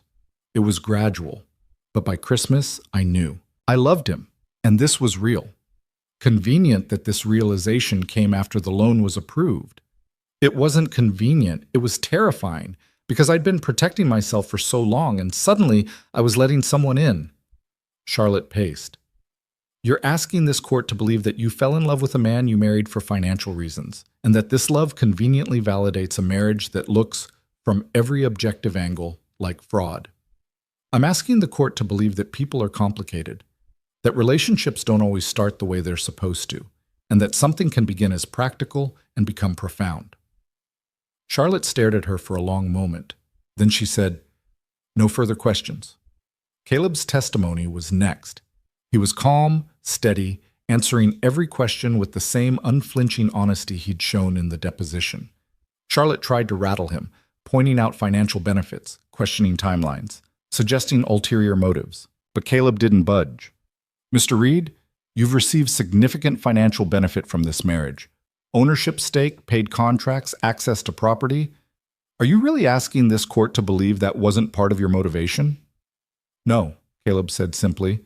I'm not saying money wasn't a factor. It was, but it wasn't the only factor. And it's not why I'm still here. Then why are you still here?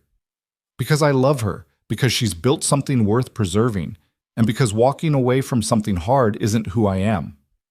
Charlotte's expression flickered. That's very noble, Mr. Reed, but nobility doesn't change facts. You married a stranger for financial gain. I married someone I was starting to care about, who needed help I could provide. The rest came after. How convenient. No, Caleb said, his voice harder now.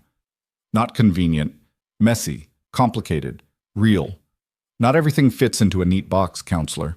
Sometimes life is just people figuring it out as they go. The courtroom was silent.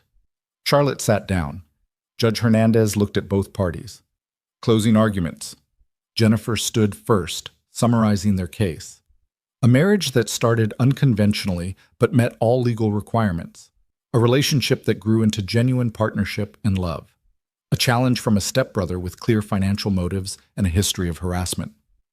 Charlotte's closing was surgical. She laid out the timeline, the financial benefits, the suspicious speed.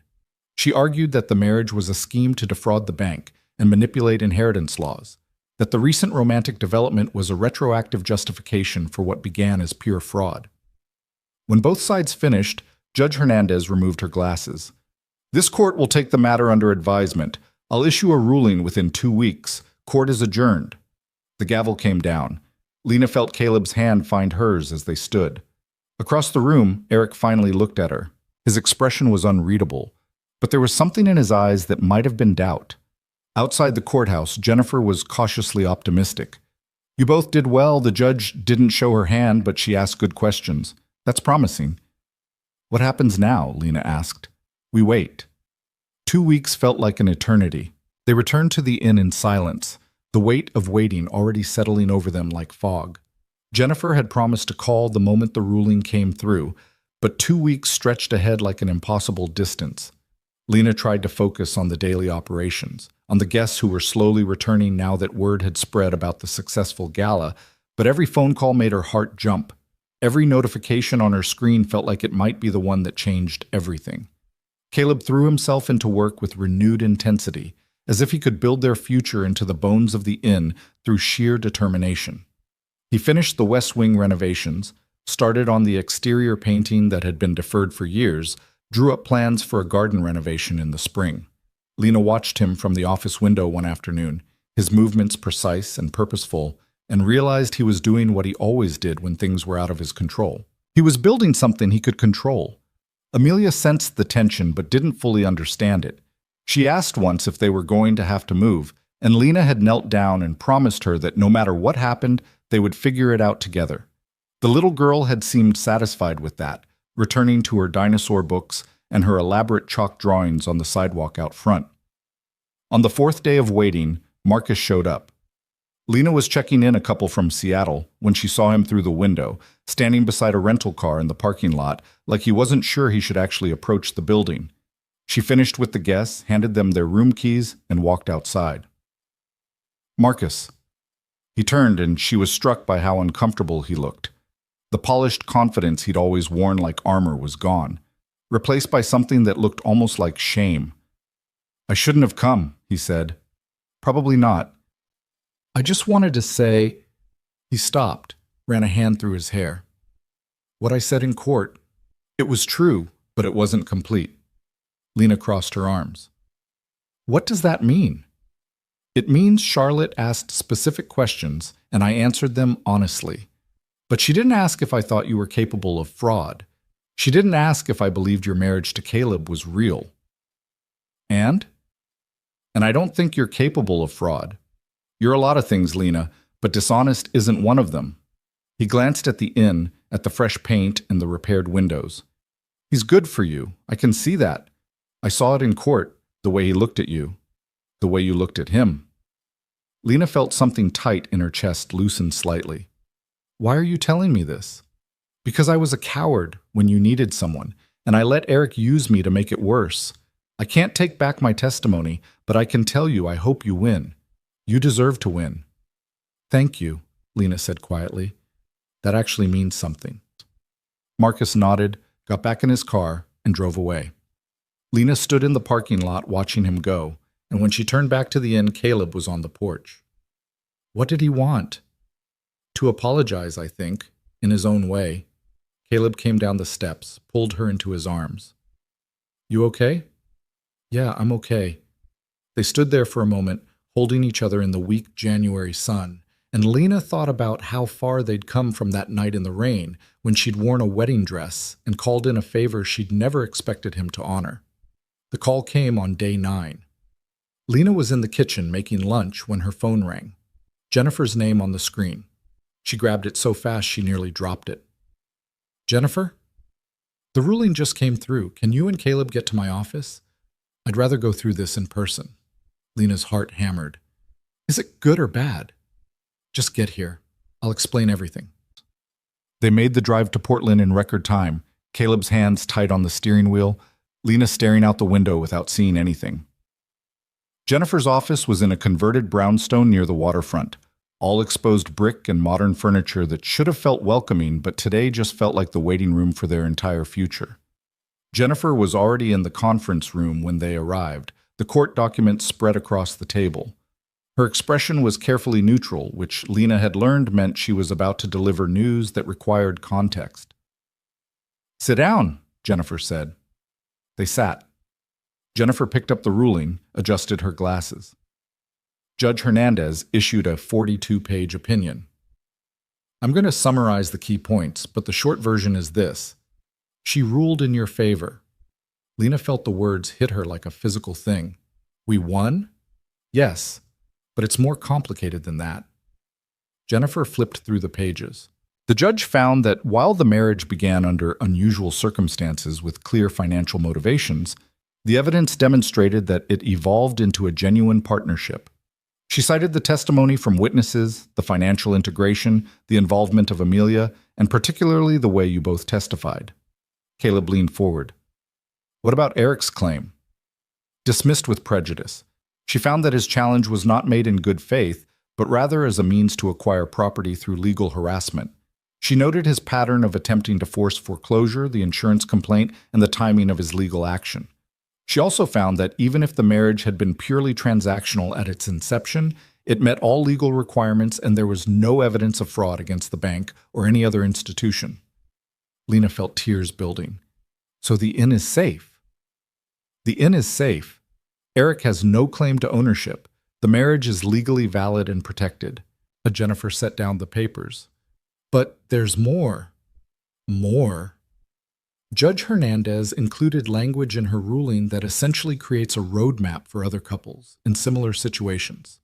She acknowledged that marriages of convenience exist, that they're not inherently fraudulent, and that the law should recognize the difference between a business partnership that includes marriage and actual fraud. It's a significant legal precedent.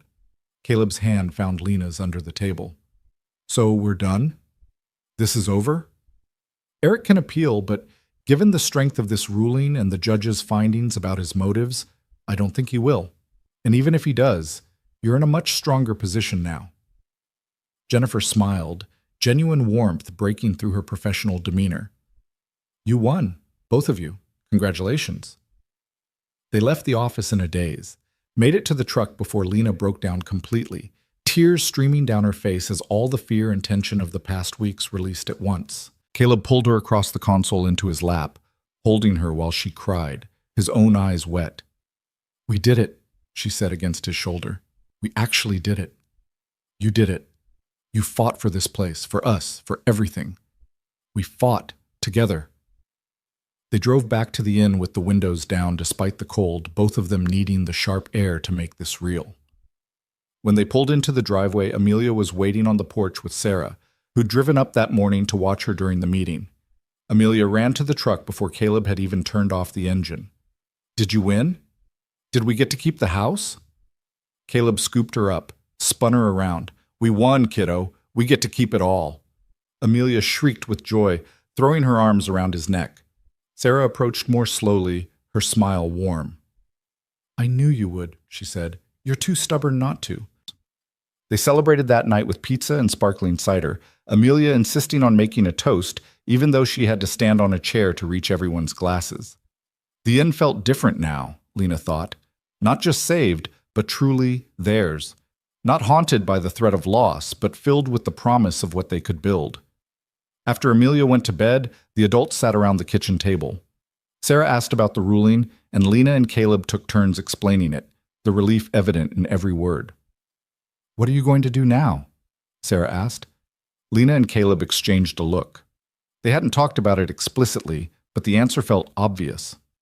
We're going to run this in, Lena said. Really run it. Make it what it's supposed to be. Together, Caleb added. Sarah raised her glass. Then here's to new beginnings. They clinked glasses, and Lena felt the last piece of tension leave her body. This was real. This was theirs. This was home. The next morning, Lena did something she'd been avoiding for months. She went through the boxes of her grandmother's belongings that had been stored in the attic since her death. She'd been afraid to look at them, afraid of the weight of legacy and expectation and all the ways she might have failed to live up to the woman who'd built this place. But now, with the inn secure and her marriage solid and the future finally feeling possible instead of terrifying, she felt ready. The boxes were dusty and water-stained, filled with photographs and ledgers and letters.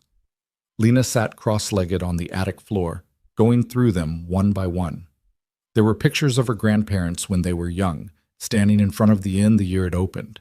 Images of parties and gatherings, the ballroom full of people in elegant clothes, letters from guests who'd visited and fallen in love with the place.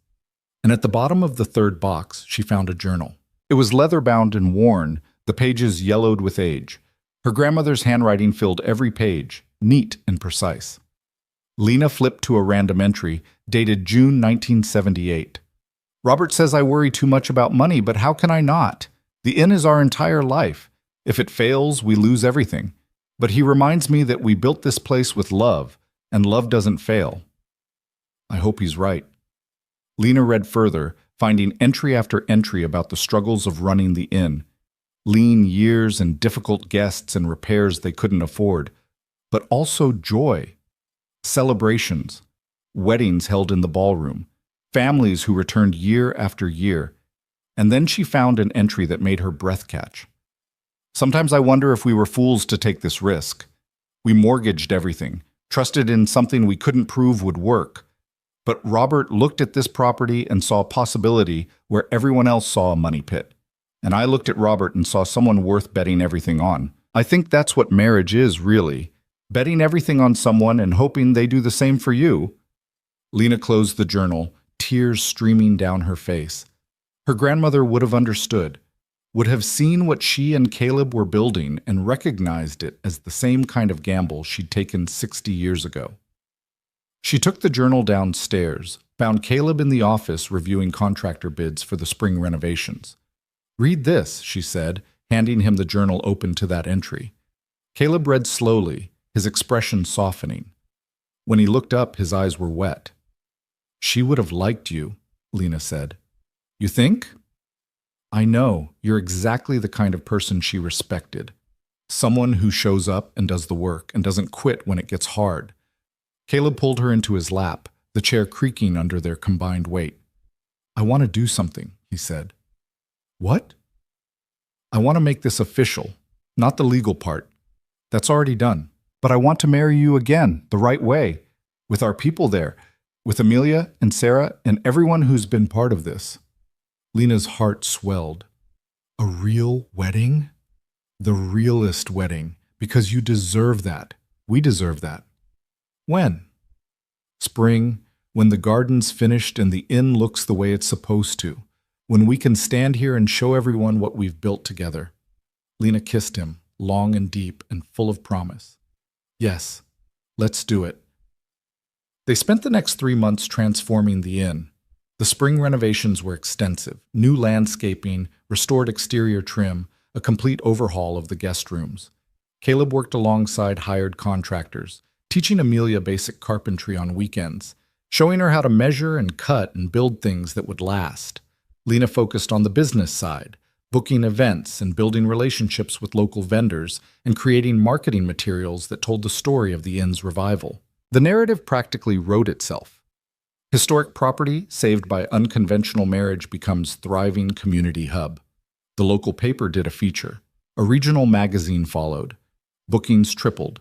And through it all, they planned their second wedding. This time, there would be flowers and guests.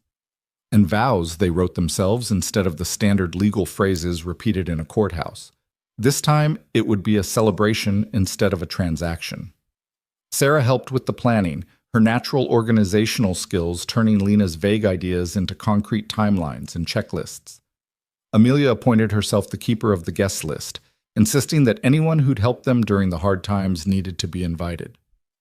"Even Mr. Marcus?" she asked one evening. Lena considered. "Even Marcus? But he was mean to you." "He was scared, and he apologized. People deserve second chances." The wedding was set for the first Saturday in May, when the garden would be in full bloom and the weather would cooperate. They planned it for the late afternoon, ceremony in the garden followed by reception in the ballroom. The week before the wedding, Eric sent a letter. Lena opened it with trepidation, expecting another legal maneuver or a final attempt at sabotage. Instead, she found a single page of handwritten text. "Lena, I'm not good at apologies, so I'll keep this brief. I was wrong. Wrong to challenge you. Wrong to try to take what you'd built. Wrong to let old resentments poison something that should have been about family. You've proven that you can run the inn better than our father ever did, and better than I could have. I hope you and Caleb are very happy. I won't be at the wedding, but I wanted you to know I'm glad you won.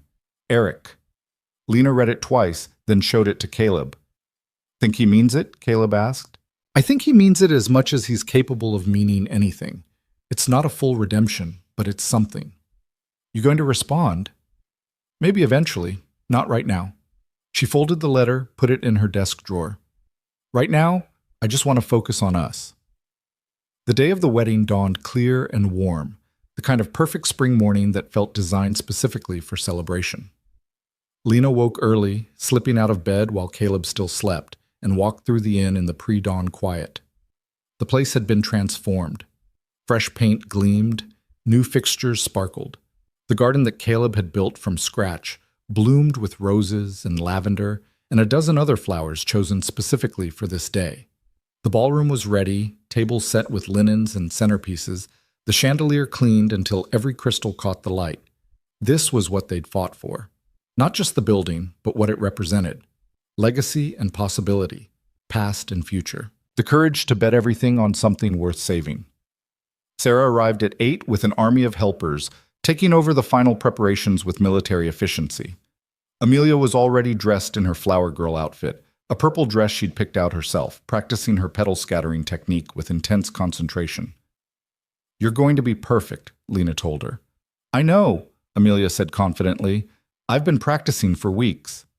Lena got ready in the upstairs suite, surrounded by Sarah and 2 friends from town who'd become close over the past months. The dress was simple but elegant, cream-colored with delicate lace sleeves, nothing like the soaked white gown she'd worn in the rain that first night. That dress had been armor. This one felt like freedom. At 4 o'clock, guests began arriving. Contractors who'd worked on the inn, neighbors who'd watched the transformation, the loan officer from the bank, the caterers from the gala, Jennifer Park, who'd fought for them in court, even Marcus, who arrived alone and took a seat in the back, his expression carefully neutral. The garden filled with people, their voices creating a warm hum of conversation and laughter. A string quartet played softly. The sun slanted through the trees, creating patterns of light and shadow on the grass.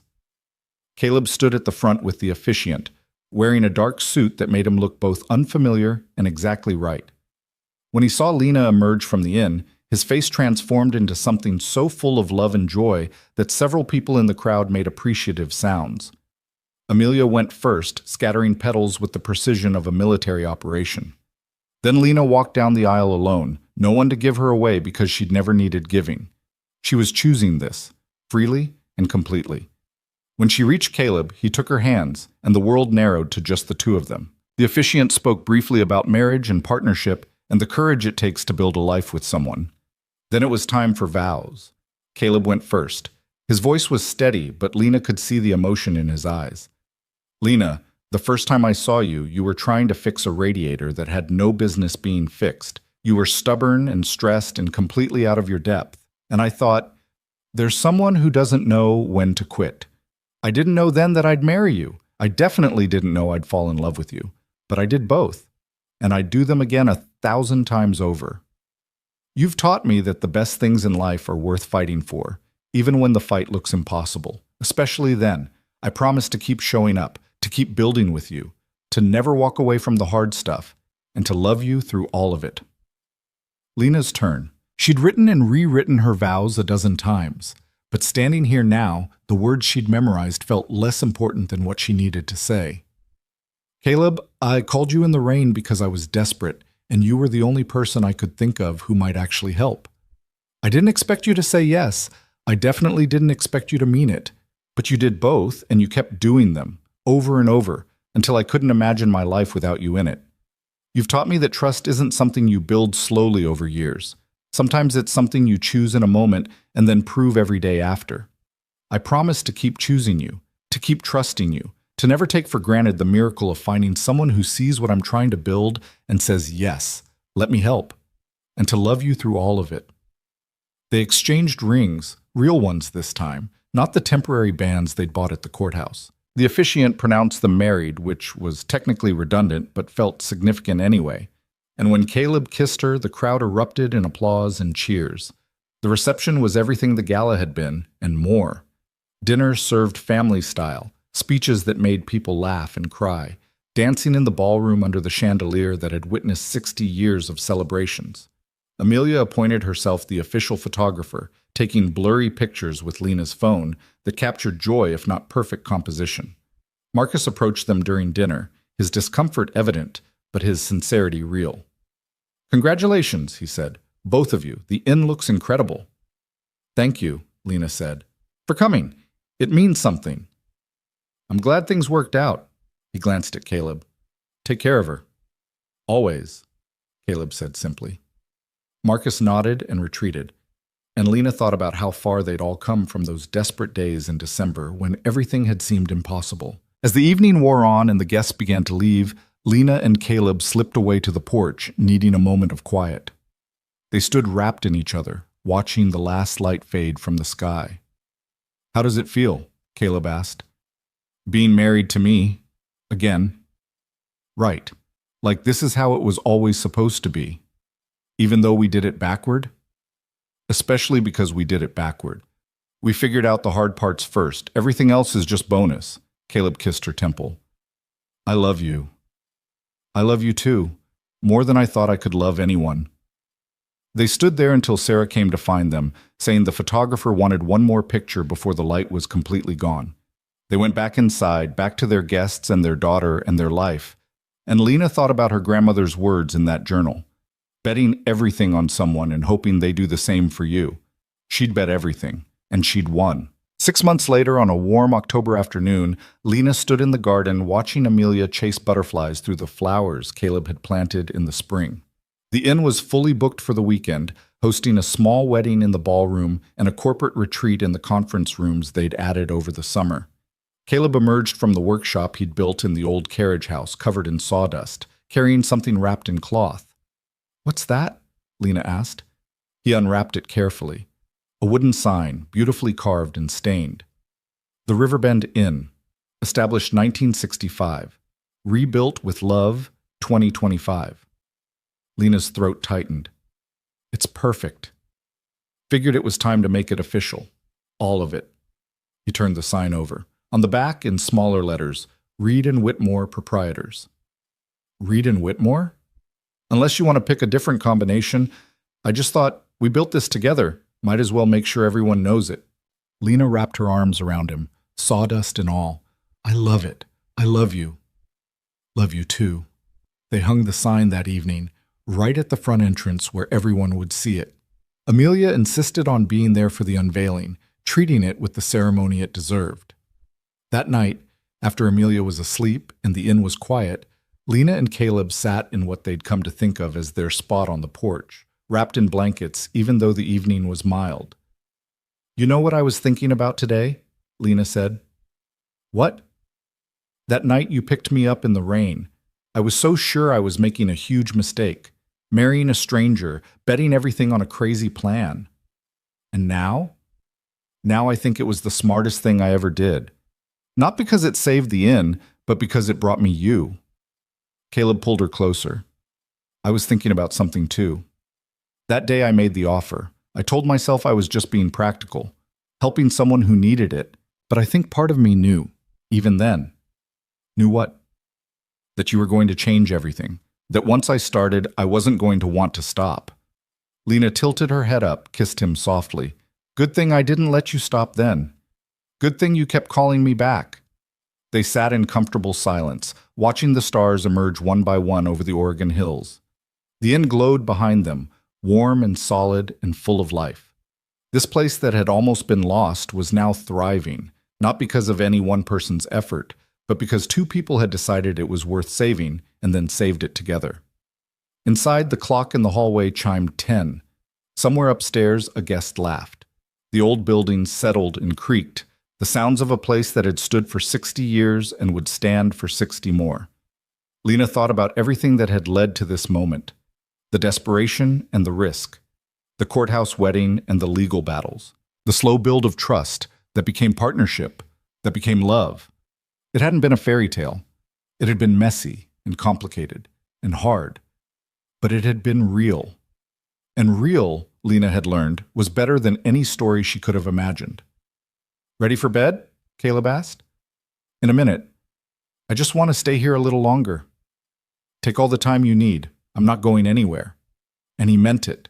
Lena knew he meant it, because Caleb Reed didn't make promises he couldn't keep, and he didn't start things he wasn't willing to finish.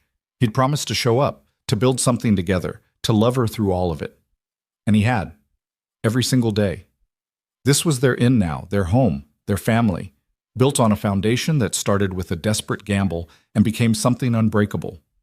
Lena smiled, settled deeper into Caleb's arms, and watched their life glow in the windows behind them. She'd worn the dress. She'd called in the favor, and she'd gotten everything she never knew she needed.